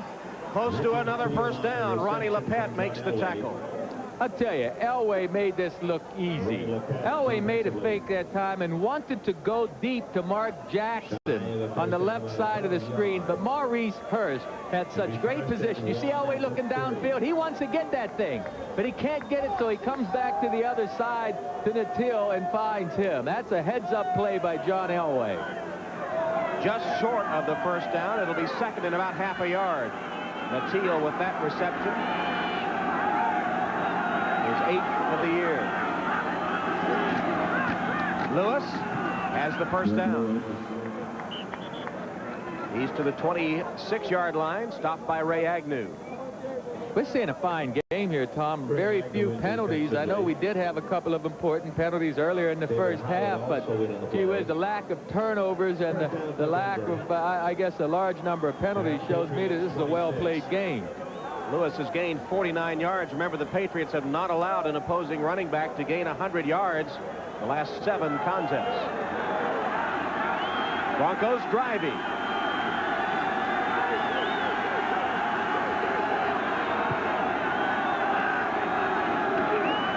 Pitch to Lewis, high pitch, he pulled it down and it is stopped for a loss of 2 by Tim Gold, the nose tackle, who got penetration.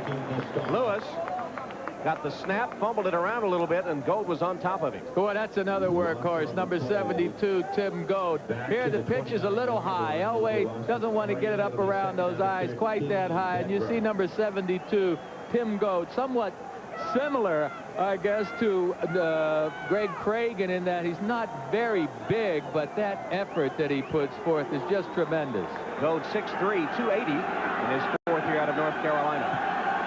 Ronnie Halliburton having his right knee x-rayed in the locker room, we're told, the linebacker of the Broncos. Elway. And the pass complete, short of the 20-yard line. Now they say incomplete. No good. Intended for Shannon Sharp. I think Elway's upset with where Sharp turned that time. Sometimes your receivers are turning in when you're expecting them out. On the right side of your screen, this ball will be thrown to the inside of Sharp. Now, if Sharp was supposed to make that adjustment, I don't know. It looked like an awful tough pass for anybody to catch. It was too far inside, and regardless of the reason, Sharp couldn't make that play. 12th play of the drive coming up. Elway has hit 10 of 19. He needs a completion here on 3rd and long.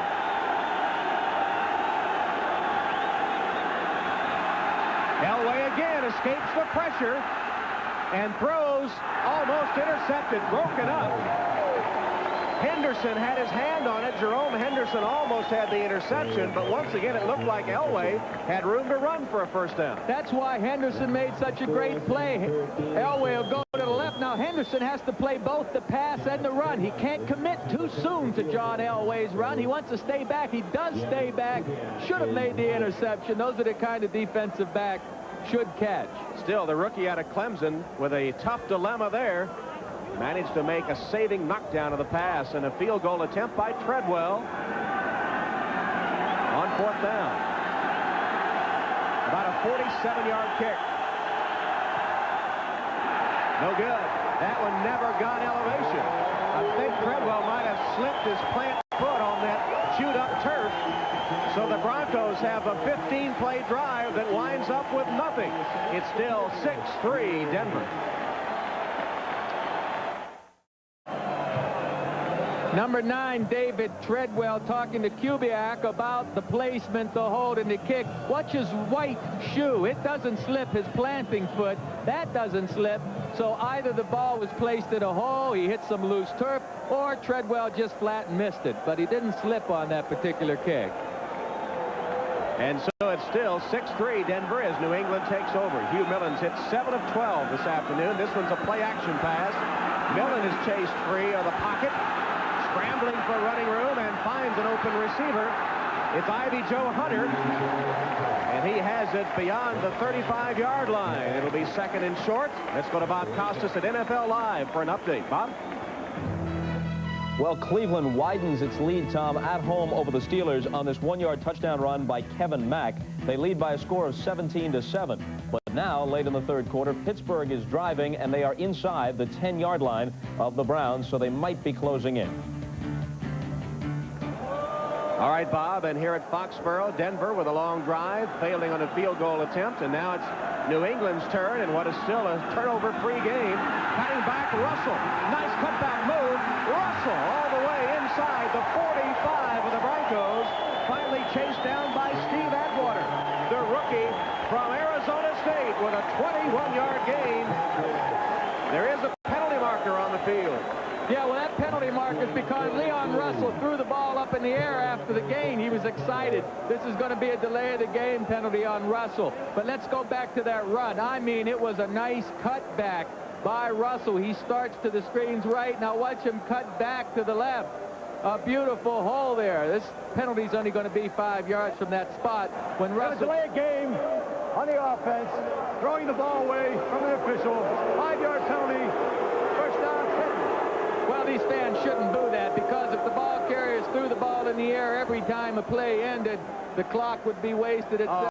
Joe, but give me a break. No, that's a rule. I mean, that is a basic rule. You cannot throw the ball around after the play. If he were out of bounds, that's one thing. The clock would have stopped, but the clock was running there, and so that is technically a delay of the game. I agree. It's a must be something more important for them to look for than that. I don't know whether they're clear on where they spotted the ball, too. That's only a 5-yard penalty.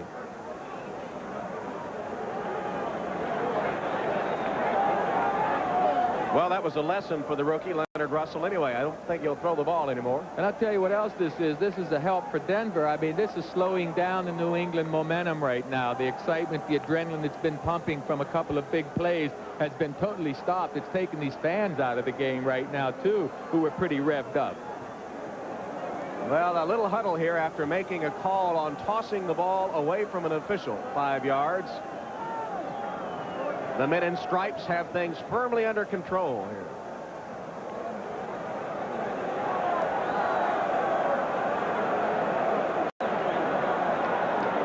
Clock is winding, and the Patriots up to the line of scrimmage. 4:06 left in the third quarter. Dan Reeves and the Broncos leading 6-3.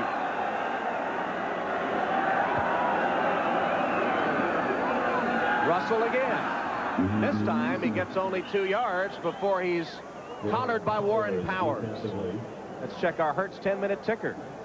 There's the score Bob just gave us, although he said Pittsburgh was inside the Cleveland 10. Detroit up 7 on Dallas. Seattle continues to lead, and Minnesota widens on the Cardinals. 6-3 here. Broncos leading. Third quarter, clock ticking past the 3.5-minute mark. New England's going to have to hurry to get this play off even. I mean, they haven't broken the huddle yet, and there are 15 seconds left. Took a long time getting that play in. Came in from the sideline. Cook and Coates, 2 tight ends. Stevens, the only running back. Millen. Wide open. The catch is made for a first down by Cook. Cook, who leads all NFL tight ends with another catch. Dennis Smith knocked him out of bounds. For Cook, his 3rd reception of the day. Beautiful pass protection up front. There you see Harlow, 77, didn't have to do much. Cook using all hands to catch this pass and then fight his way forward for the first down. There's Cook, best in the NFL. 3rd overall and best among tight ends. Cook had one bounce off his pads earlier, but 3 catches, 26 yards. McMurtry in motion. Give to the tailback, Stevens. John Stevens bounces to the outside, gets a block, and rambles for about 13 or 14 yards. Has some words with Dennis Smith as he gets up. But John Stevens, the forgotten man in this New England offense, with a 13-yard run. Well, Stevens came in late. He had to get a new offense. Watch his cut. See, Mecklenburg's in excellent shape, but Stevens takes it back to the outside, and I like the way McMurtry is screening off Braxton downfield, and then Dennis Smith makes the play. I know Stevens was drawing with Smith a little bit, but I tell you what, Smith is one of the best safeties to ever play this game. John Stevens, who was Rookie of the Year in the NFL in 1988. Nothing here. Boy, Stevens that time hit in his tracks. with Mike Kroll leading the Denver charge. With Mike Kroll for Denver. Kroll got there about the same time as the football, and Stevens never had a chance. There's Mike Kroll, outstanding in his rookie season. Excellent rookie. I mean, also Kenny Walker's a rookie in there, and Traylor, another linebacker, has been helping this Denver defense, along with the acquisition of Charles Demery, a cornerback. Those are the four people that I believe have really improved, upgraded this Denver defense with some depth as well as playing ability. Now 2nd and 15 for the Patriots. Two wide set left. Millen retreats. Got a man. Caught. John Stevens out of the backfield. Perfectly thrown by Millen for a Patriot first down. It covered 22 yards. I don't believe he held on to that. My goodness, what a good hit by the secondary. And Stevens held on to the ball on the right side of your screen. He'll slip out of the backfield, and Millen delivers the ball perfectly right on target. Let's see how he manages to hold this thing. Oh, my goodness, what a good hit by Dennis Smith. Watch this hit by Smith. Oh, wow, and Stevens still holds the ball. Big play by John Stevens, and Hugh Millen now 10 of 15. First down inside the 10. And a timeout called. This would kill me as an offensive player, Tom. We just mentioned momentum being thrown off for New England a little while ago because of that delay penalty, and now we're going to get a review, I guess. The ruling on the field was down by contact.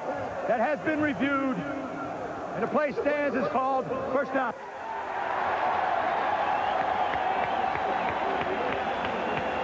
Well, whatever that all means, the play stands, and New England still has the ball. Now there's a clock situation. I see only The 10 seconds. Oh. 10 seconds. 10 seconds only on the play clock. Well, Millen needs to get his men up to the line of scrimmage right now. He's got him that way. First and goal from the 7 for the Patriots, trailing 6-3. 30 seconds left in the third quarter. Russell. Leonard Russell. Close to the 5-yard line. Mecklenburg pounces on him there. It'll be second and goal for New England. And maybe the quarter comes to an end before we get that play off. 10th play of the drive will come up to start the fourth quarter. The score is Denver 6, New England 3, but challenging back to Foxborough after a message from your local station. Folks, not yet. Here are the numbers through 3 quarters. Pretty even numbers as the game has been. 6-3 Denver leads, but New England threatening the Denver goal line. Second and goal, the ball spotted at the Broncos 6.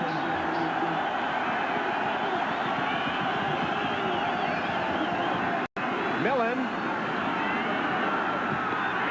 Catch made at the goal line, but no touchdown. Just short. McMurtry kept from the end zone by Michael Brooks and Tyrone Braxton. It'll be third and goal from the 1-foot line. Millen just threaded that thing right in there that time. I mean, McMurtry had guys on both sides of him, and Millen stuck it right in there where it needed to be. Now, McPherson, he knows. McPherson knows this is a big play, maybe the game play right here. Biggest play of the game.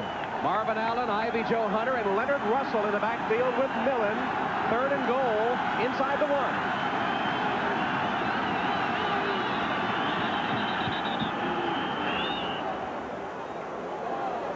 First charge, timeout, Denver. Denver calls a timeout.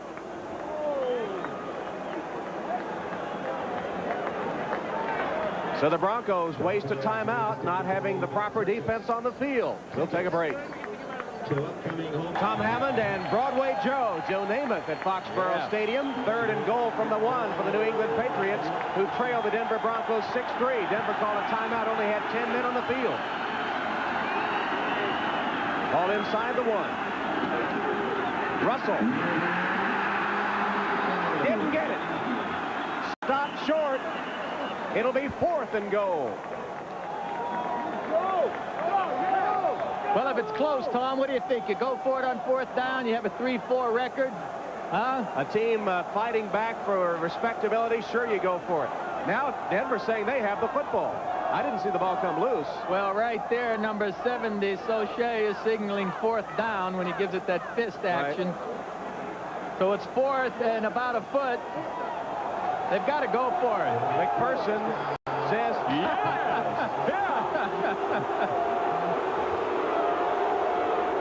Oh, they're sending in the kicking team. That's a shocker. I thought he was saying go for it. He was saying kick it. Mecklenburg was the man at the bottom of that stack. Who else for the Broncos? No, he got the elevation and stopped Russell from diving over the pile. Beautiful defense. Beautiful defense. So Starowski with a chip shot field goal to tie. I can't buy this call, Tom. I'm sorry. I would think I'd go for that one. 17-yarder. Just sneaks inside the upright. 17-yarder is good by Starowski. 13:46 left. Patriots have tied it at 6. And number 22. Treadwell 6, Starowski 6. 13:46 left in the game. McPherson deciding to go for the tying field goal.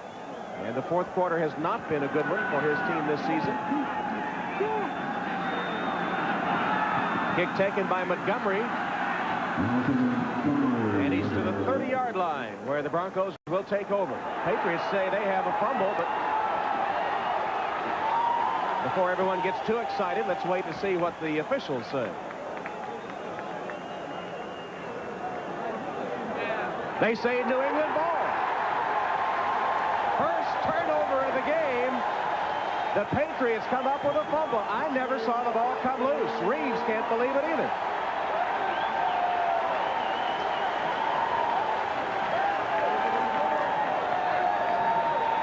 Well, let's see if you folks at home can tell where it comes out. I couldn't tell from the first shot of what I've seen. Tardit's number 53 hits the leg.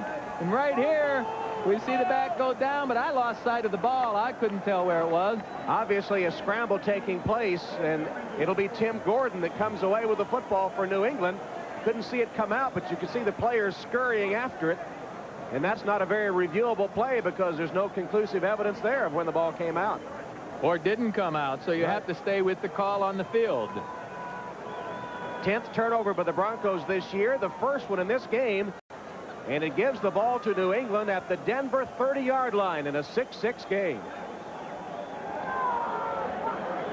McPherson, how did he feel about it?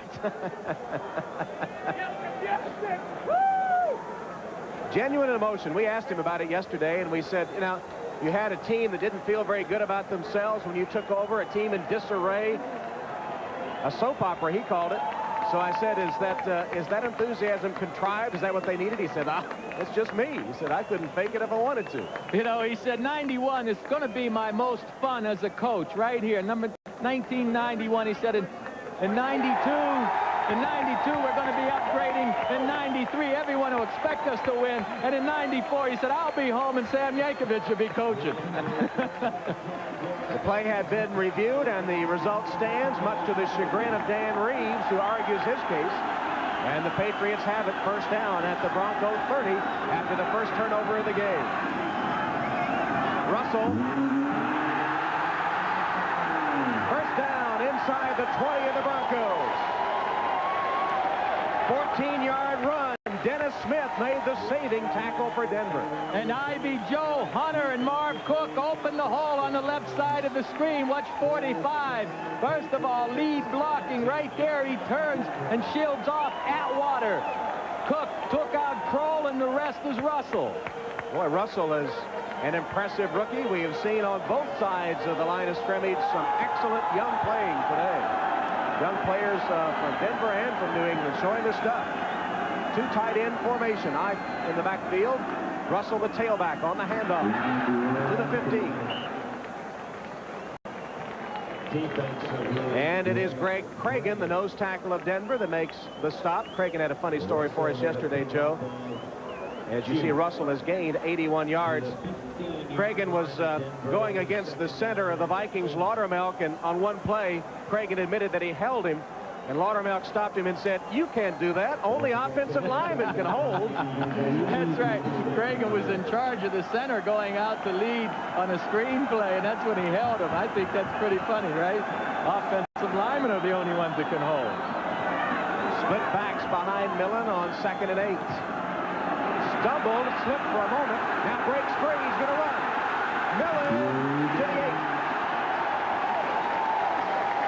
He's going to be just a little short of the first down, I believe. Tripped up by Tyrone Braxton.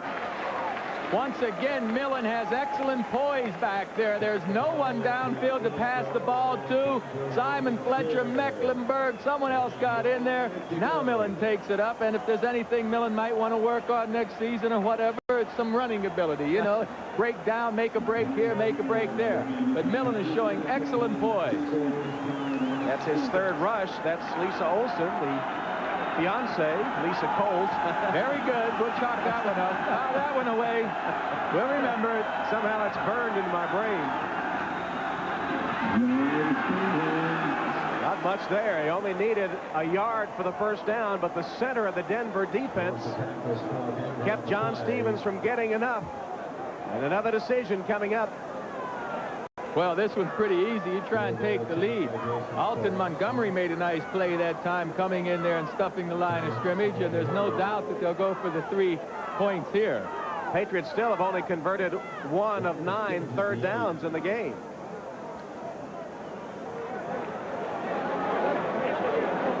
So Starofsky to try to give New England the lead for the first time today. 25-yard attempt.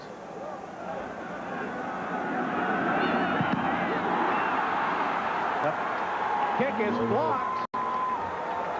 Starofsky's attempt is blocked, and we're still tied.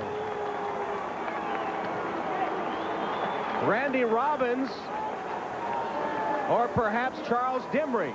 Hard to tell who blocked it. Oh, Smith. I think it was Dennis Smith. In any event, the Denver defense comes up with a big play, a blocked field goal to maintain the tie. Number 52, the wingback, Johnny Rembert, blocks to the outside, and Dennis Smith slips inside of number 52. Watch this. You see 52 slide outside, and that's where Dennis Smith got in to get his left hand on the ball. Denver takes over at the 20. Clock shows 10:52 left in the game. First down run by Lewis is a good one. Cracks off 5 or 6 yards. Now let's go to Bob Costas, NFL Live, for another update. Tom, the Seahawks are going for their 4th win in their last 5 games, and they're very much alive in the playoff chase out of the AFC West. This 5-yarder from Dave Craig to Mike Tice widens their lead to 17-9 early in the 4th at the Kingdome over the Chargers. Tom? All right, Bob, and for the division leaders, the Denver Broncos, that's bad news. They're locked up in a tie game at the moment. Seattle looking good. Here's Greg Lewis. Stopped short of the first down, about a yard short by Marion Hobby. The Patriots have a fresh defensive front in there, Hobby, Smurless, and Veras. Here's our ITT 10-minute ticker. Gain is to the 28. Cleveland still clinging to a 3-point lead. Detroit airing it out now against Dallas. As Bob said, Seattle looking good, and Minnesota still blanking the Cardinals. 6-6 here, inside 10 minutes left in the game. New England played an overtime game and won it over Minnesota last week. Third down play. Lewis. I don't think he made it. No. Marion Hobby, the veteran, and a fresh set of legs in that New England defense, got underneath and stopped Lewis. He only needed a yard. He got about half that. It's going to be 4th down and a yard for Denver. So 4th down, and Horan is on again to punt. Mike Horan has had a pretty good day punting. He has the wind in his favor here. Averaging 51 yards a kick. Jerome Henderson, the deep man for the Pats. Horan with a booming kick. Henderson just lets it go. And it's into the end zone. New England Patriots will take over on their own 20 after Horan boomed one 71 yards. Game tied 6-6 with 8:50 left. We'll be back. Which way will the winds of victory blow in this one? In favor of Denver or New England? Tied at 6. Missed opportunities by both teams, and coming down now to the final stages of the game. New England staying in it. Denver, a critical game. They need to win to stay in first place. Well, Denver has the talent out there. I think they have the better team, but you know these games are decided week in and week out. New England is playing an awful good football game. Both of these defenses have really dug in when they needed to, and we haven't seen the big play from New England as far as getting the ball downfield, but their running game is getting better. The man, of course, who can make the big plays, John Elway, has the football when the crucial part of the game comes down to, as he led last week against Kansas City. Elway in the crunch came up with a scrambling 71-yard completion that set up the winning field goal. There's Russell on the carry for New England. Russell said, you know what? This is a full college season that I've already played here. He said, this is getting long, man. I've never played this much football in my life, and we're just at a halfway point. So that's one of the major differences for a young man coming out of college and hitting the pro ranks. The season's twice as long. 2nd and 2. Russell again gets the call. Hit behind the line and dropped for a loss on the play. So it'll be 3rd down for New England. Speaking of crucial situations, New England came through with a crucial win on the last play of overtime against Minnesota, a Starofsky field goal last week, after Starofsky had missed one earlier. So each team had a crucial play to win a game a week ago. What a big play by Mecklenburg the last time. I mean, Mecklenburg was the only man that had a shot at Russell. He was able to tackle Russell and keep him from getting the first down, keep that strong back from fighting forward. A sure tackle by Mecklenburg. Stevens, the only setback, gets the pitch and a good block. He's going to be short of the first down to the 28-yard line, and the Patriots must punt from deep in their own territory. Charles Demery came up in a hurry with run support to stop John Stevens short of the first down. Oh, Wade Phillips, the coordinator, defensive coordinator for Denver, likes what he sees of his defense this season. The additional players, Kroll for one, who just blitzed across that line of scrimmage to disrupt things. Kenny Walker, another young rookie in there. Traylor, a rookie, and then Demery, the cornerback, Charles Demery, are the 4 new faces on that defense that have really helped them. Again, a high snap by Marv Cook, the backup snapper. Penalty marker down and a short kick against the wind, taken at about the 42-yard line. Let's check the marker. That was only a 32-yard McCarthy punt. Will have the ball, 1st and 10. It's against the Patriots, so Denver will have the ball in excellent field position. Denver will We have a member of the kicking team, number 87, illegally downfield. The penalty is declined. 1st down, Denver.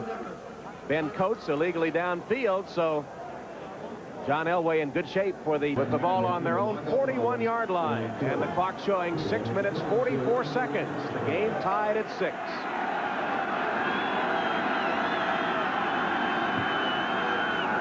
Sharp is in motion, and a play-action pass. Elway completes it for about a 10 or 11-yard gain to Mark Jackson. Maurice Hurst on the tackle, and Elway went down after he had delivered the ball under the rush of Tim Goad. Yeah, but it's a nice pass by Elway. You can see he's under some pressure here and a little hurried. He actually goes down a little late. Those are the kind of hits that scare you, because John's standing up there in the pocket and the ball's gone, and someone accidentally came across the backside of his legs. You get some strange injuries that way. 1st down Broncos. They're into Patriot territory to the 48. Elway's hit 11 of 20 for 125 yards. Lewis to the 45, a gain of 3 inside the 6-minute mark now. David Howard made the tackle. You know, Tom, I guess this is the stage of the game that I'd have to look to see if the New England Patriots are going to get tired. You know, they played those 5 full quarters last week, deciding the game on the last play of overtime. They didn't work on Monday, and they were lethargic throughout the week, even though their enthusiasm was good. So right now, I think if that overtime victory is going to take a toll in physical conditioning, we're going to see it at this stage. Joe Collier, will he get his revenge? 6-6 game right now. Patriots came across the line. Elway completes the pass inside the 20-yard line. Vance Johnson made the catch, and unless the Patriots were drawn off, it'll be a big gain for the Broncos. 25 yards.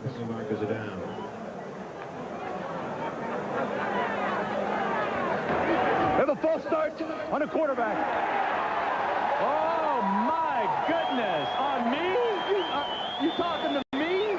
I mean, Elway may have jerked. Let's get a look at that again. They're saying that Elway created the false start that caused the defense to jump off sides. I didn't see that. Let's see what John Elway does right here. Nothing wrong so far. Nothing wrong. Well, I'll tell you what. They called that one on him.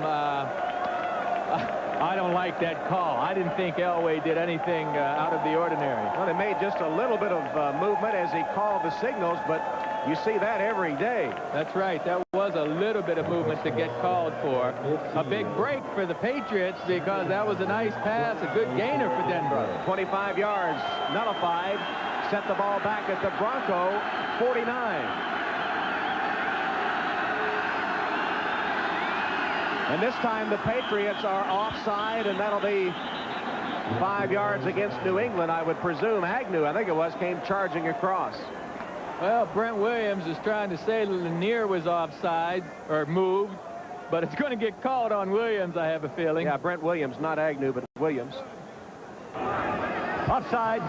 Number 96 of the defense. 5-yard penalty. Still second down. Well, they return the favor. Put the ball back in the 40. Well, I don't see anybody moving for Denver. It'd be at the top of the screen, and they look dead still up there. Williams was pointing at someone, but that was another costly penalty. Remember, one penalty today cost perhaps New England a touchdown. They had first and goal at the 5. Had a penalty, sent them back to the 10. Elway, plenty of time. Incomplete, good coverage.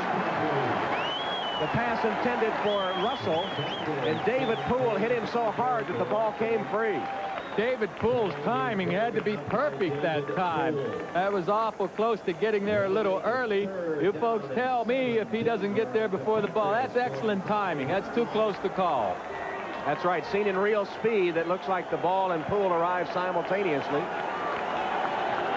And it'll be third down. They've hit on half of them so far today. 4.5 minutes remaining. Elway will look over the nickel defense of the Patriots. He's lined up in the shotgun. Shannon Sharp is in motion. Now 3 wides to the right side, and Elway rolls that way. Pass complete for a first down. Mark Jackson makes the reception at the 35-yard line of the Patriots. 11 yards and a Denver first down. Beautiful rollout by Elway, but watch this catch by Jackson and holding on to the ball after he takes a good hit by Poole in the back.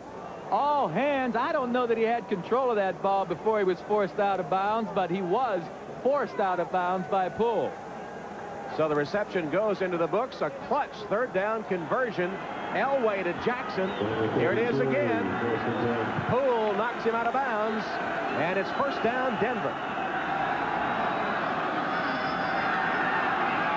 Elway's pass, again complete, close to the first down marker. Derek Russell, the rookie out of Arkansas, who's gotten a lot of work today, or was it Michael Young? Yeah, Michael Young. I tell you, Elway did another fine job there, Tom. Elway was looking to hit the left side of the field. It wasn't there, and then Elway smartly came back to Michael Young for the completion.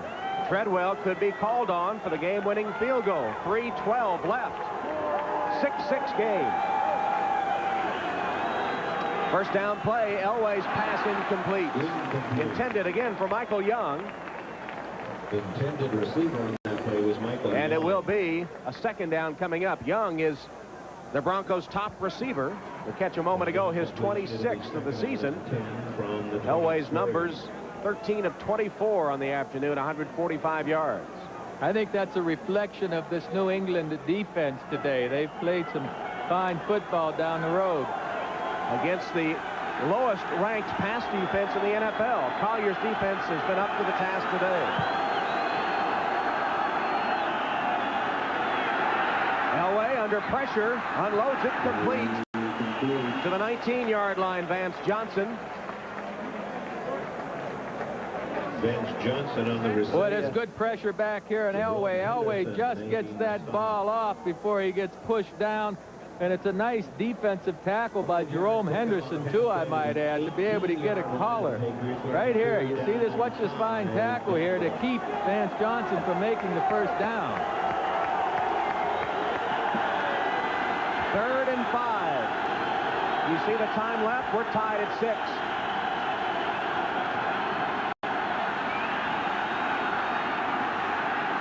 Elway's pass complete on a diving catch, but short of the first down. Catch was made by Steve Sewell, and then Howard stopped him before he could get the first down.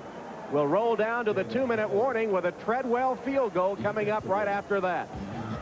Clock stops with 2 minutes left. Treadwell will be on to attempt to give the Broncos the lead. David Treadwell to attempt a field goal to give the Broncos the lead with 2 minutes left. It'll be a 34-yard attempt.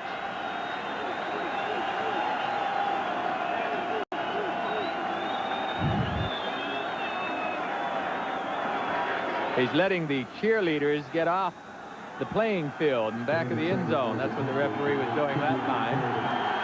Treadwell has hit 2 of 3. This one 34 yards for the lead. High snap. But the kick good. 1:56 left to play in this football. High snap. But the holder, the backup quarterback, Gary Kubiak, pulled it down and got it in the proper position for Treadwell to kick it through. That's right, Tom. You know, that's really a thankless job being the holder. Kubiak goes up high to get the ball. That's one thing, making that quick adjustment to catch the high snap. Another thing is Kubiak getting the ball down accurately on the spot that Treadwell wants to hit it from. Watch how high this snap is, and Kubiak will come off the ground practically. Now he'll get it down still in time for Treadwell to make it. Well, that could be the play of the game. If it holds up, New England will have 1:56 seconds and a full complement of timeouts to try to get the ball down for a tie or a go-ahead touchdown or a tying field goal. Well, you know, New England has a lot more confidence in their quarterback now after last week's performance. He drove them down there and got them in position. Millen's been playing some good football, so these guys from New England are playing with more confidence. They have 3 timeouts left in their arsenal in just under 2 minutes, so there's plenty of time for the Patriots to put it together if the Bronco defense allows them. But this Bronco defense has been playing awfully well. Hasn't been a touchdown scored all day. 9-6, the Broncos lead it.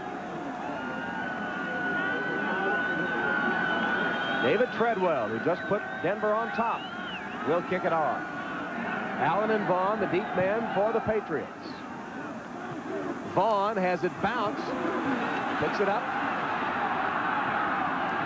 Cut down at the 15-yard line. Good coverage by the Broncos special teams with Mike Murray getting the tackle. Here's our ITT 10-minute ticker. We review all the scores for you now. Patriots offense, they'll put the ball in play, working from their own 16. And a look at the late games, some of them still in progress. Cleveland still clinging to the lead. Detroit on the way to victory. Herschel Walker has 2 touchdown runs for the Vikings. Hugh Millins hit 11 of 16, now under pressure. Hits his man Marv Cook. Cook is out of bounds. He got about 8 yards before he was driven out by Michael Brooks. Well, you know, they're saying he wasn't out of bounds, and they're keeping the clock going. I don't know what a guy has to do to get out of bounds. He certainly looked like he was out to me. But as you can see, the Patriots are in their 2-minute offense. Second down play. Millen again with a completion. This one will be for a first down. Irving Pryor makes the catch. Clock continues to roll. Now they stop it at 1:15 with their first timeout. Tyrone Braxton along with Wyman Henderson. New England, 40-second timeout. So Hugh Millen goes over to talk with Coach McPherson. You mentioned earlier, Joe, when's the last time you saw a game where both quarterbacks wore number 7? This time it's the 7 in red that hopes to get something done. 2 timeouts left, 1:15 on the clock. Denver leading by 3, 9-6. Coming up tonight, Plays Denver. Huh? Boomer and Elway. Yeah. Right? Cleveland has beaten Pittsburgh 17-14. That's the final now. Get on, get on. Millen has a man. First down to the 45-yard line. Fryer with another catch. Nudged out of bounds by Wyman Henderson. 15 yards. Well, New England could take their time. I mean, the ball did go out of bounds.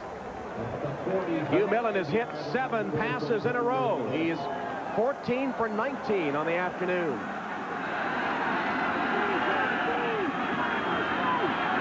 Under pressure, Millen, incomplete. Cook, the intended receiver, off his hand. It would have been a short gain anyway.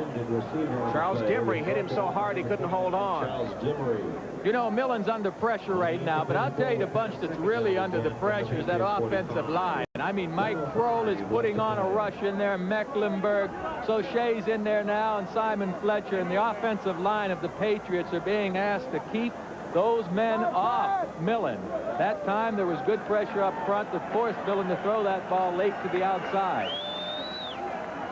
2nd and 10 from the Patriot 45. They trail by 3. That's the time remaining. Wide open. Incomplete. McMurtry broke free down the sideline, but it bounced off him and incomplete. Here you see McMurtry in the open. The ball hits him right up in his chest area, hits the pads once again, and bounces out. I don't know that he took his eye off the ball or what, but Millen couldn't have thrown it any better. That would have been a big one for the Patriots. You know, McMurtry and Fryer the last 2 weeks have stayed after practice to work on their timing with Hugh Millen.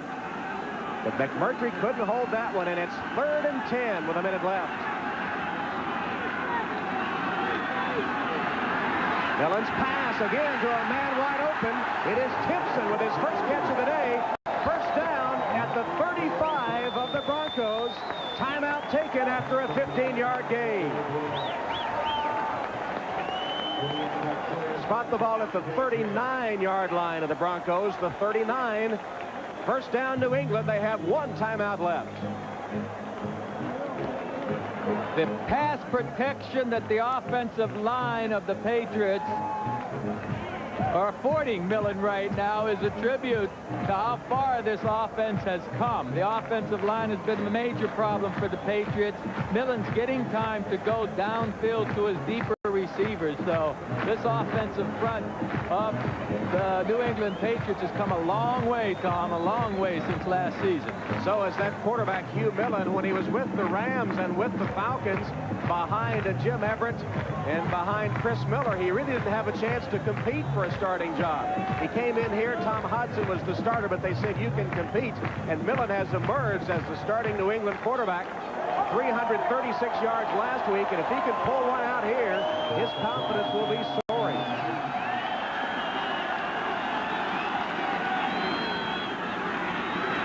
Millen's got a man downfield into double coverage. Fryer, the intended receiver, and Millen saw his pass knocked down, and lucky it wasn't intercepted. Boy, you said it, lucky he wasn't intercepted. On the left side of the screen, Millen's going to try and fit this thing into double coverage. You see 2 white jerseys back there. Oh, my goodness, is that Henderson? It felt like he should have had that ball. I think he should have had it, and I'm sure he feels that way, too. Wyman Henderson. Incomplete pass stops the clock at 47 seconds left from the 39 of the Broncos. They lead by 3. McMurtry, first down inside the 35 to the 34-yard line. Braxton made the tackle after 13 yards. They want to save a timeout for a possible field goal attempt. First down play. Clock inside 30 seconds. Patriots trail by 3. Millen inside the 20 to the 15. Marv Cook.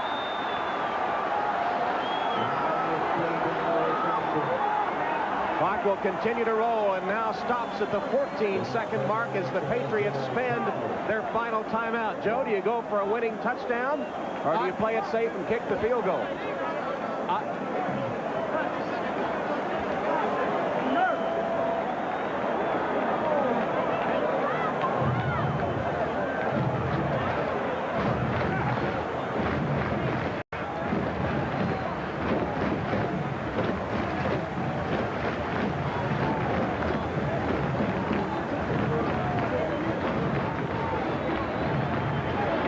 Welcome to those of you who have seen Cleveland defeat Pittsburgh. Tom Hammond and Joe Namath at Foxborough Stadium, where the Broncos lead the Patriots 9-6. 14 seconds left. The Patriots had just taken their final timeout. They have the ball at the 15-yard line of the Denver Broncos. Joe, it's a chance here with no timeouts left to perhaps go into the end zone for a winning score. And welcome to those of you who have seen the San Diego-Seattle game. Tom Hammond and Joe Namath at Foxborough, where the Patriots have 14 seconds left, no timeouts. They trail the Broncos 9-6.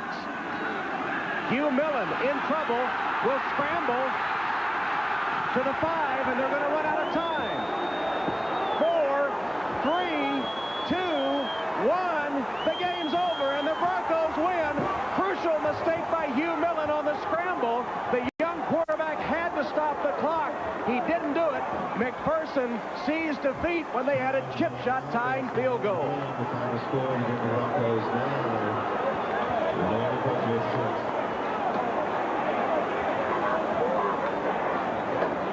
6. Crucial mistake by Hugh Millen. He had to throw the ball incomplete to stop the clock.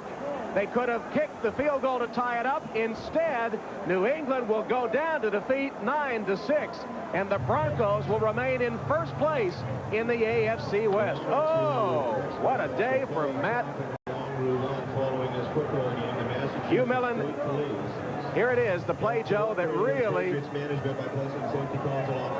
Well, you know, Tom, his enthusiasm just caught up with him. He, no doubt, made a tragic mental error for this New England football team. He should have known how much time was left and what he had to do with the ball beforehand. But let's not fault the guy because of his lack of effort. I mean, it was effort that made him get down there, enthusiasm, and it was a mistake that a young quarterback makes once in a while that really shouldn't be made on a professional level. Well, Hugh Millen will have that play haunt him for a long time. Hugh Millen scrambling, and once he did that, it was either into the end zone or the game is over. He was tackled short, and the Patriots miss on a chance to send the game into overtime. Denver will win it 9-6, and they'll take a deep breath because only a miscue by the young quarterback Hugh Millen enables the Broncos to stay in first place in the AFC West. They escape the upset at New England 9-6.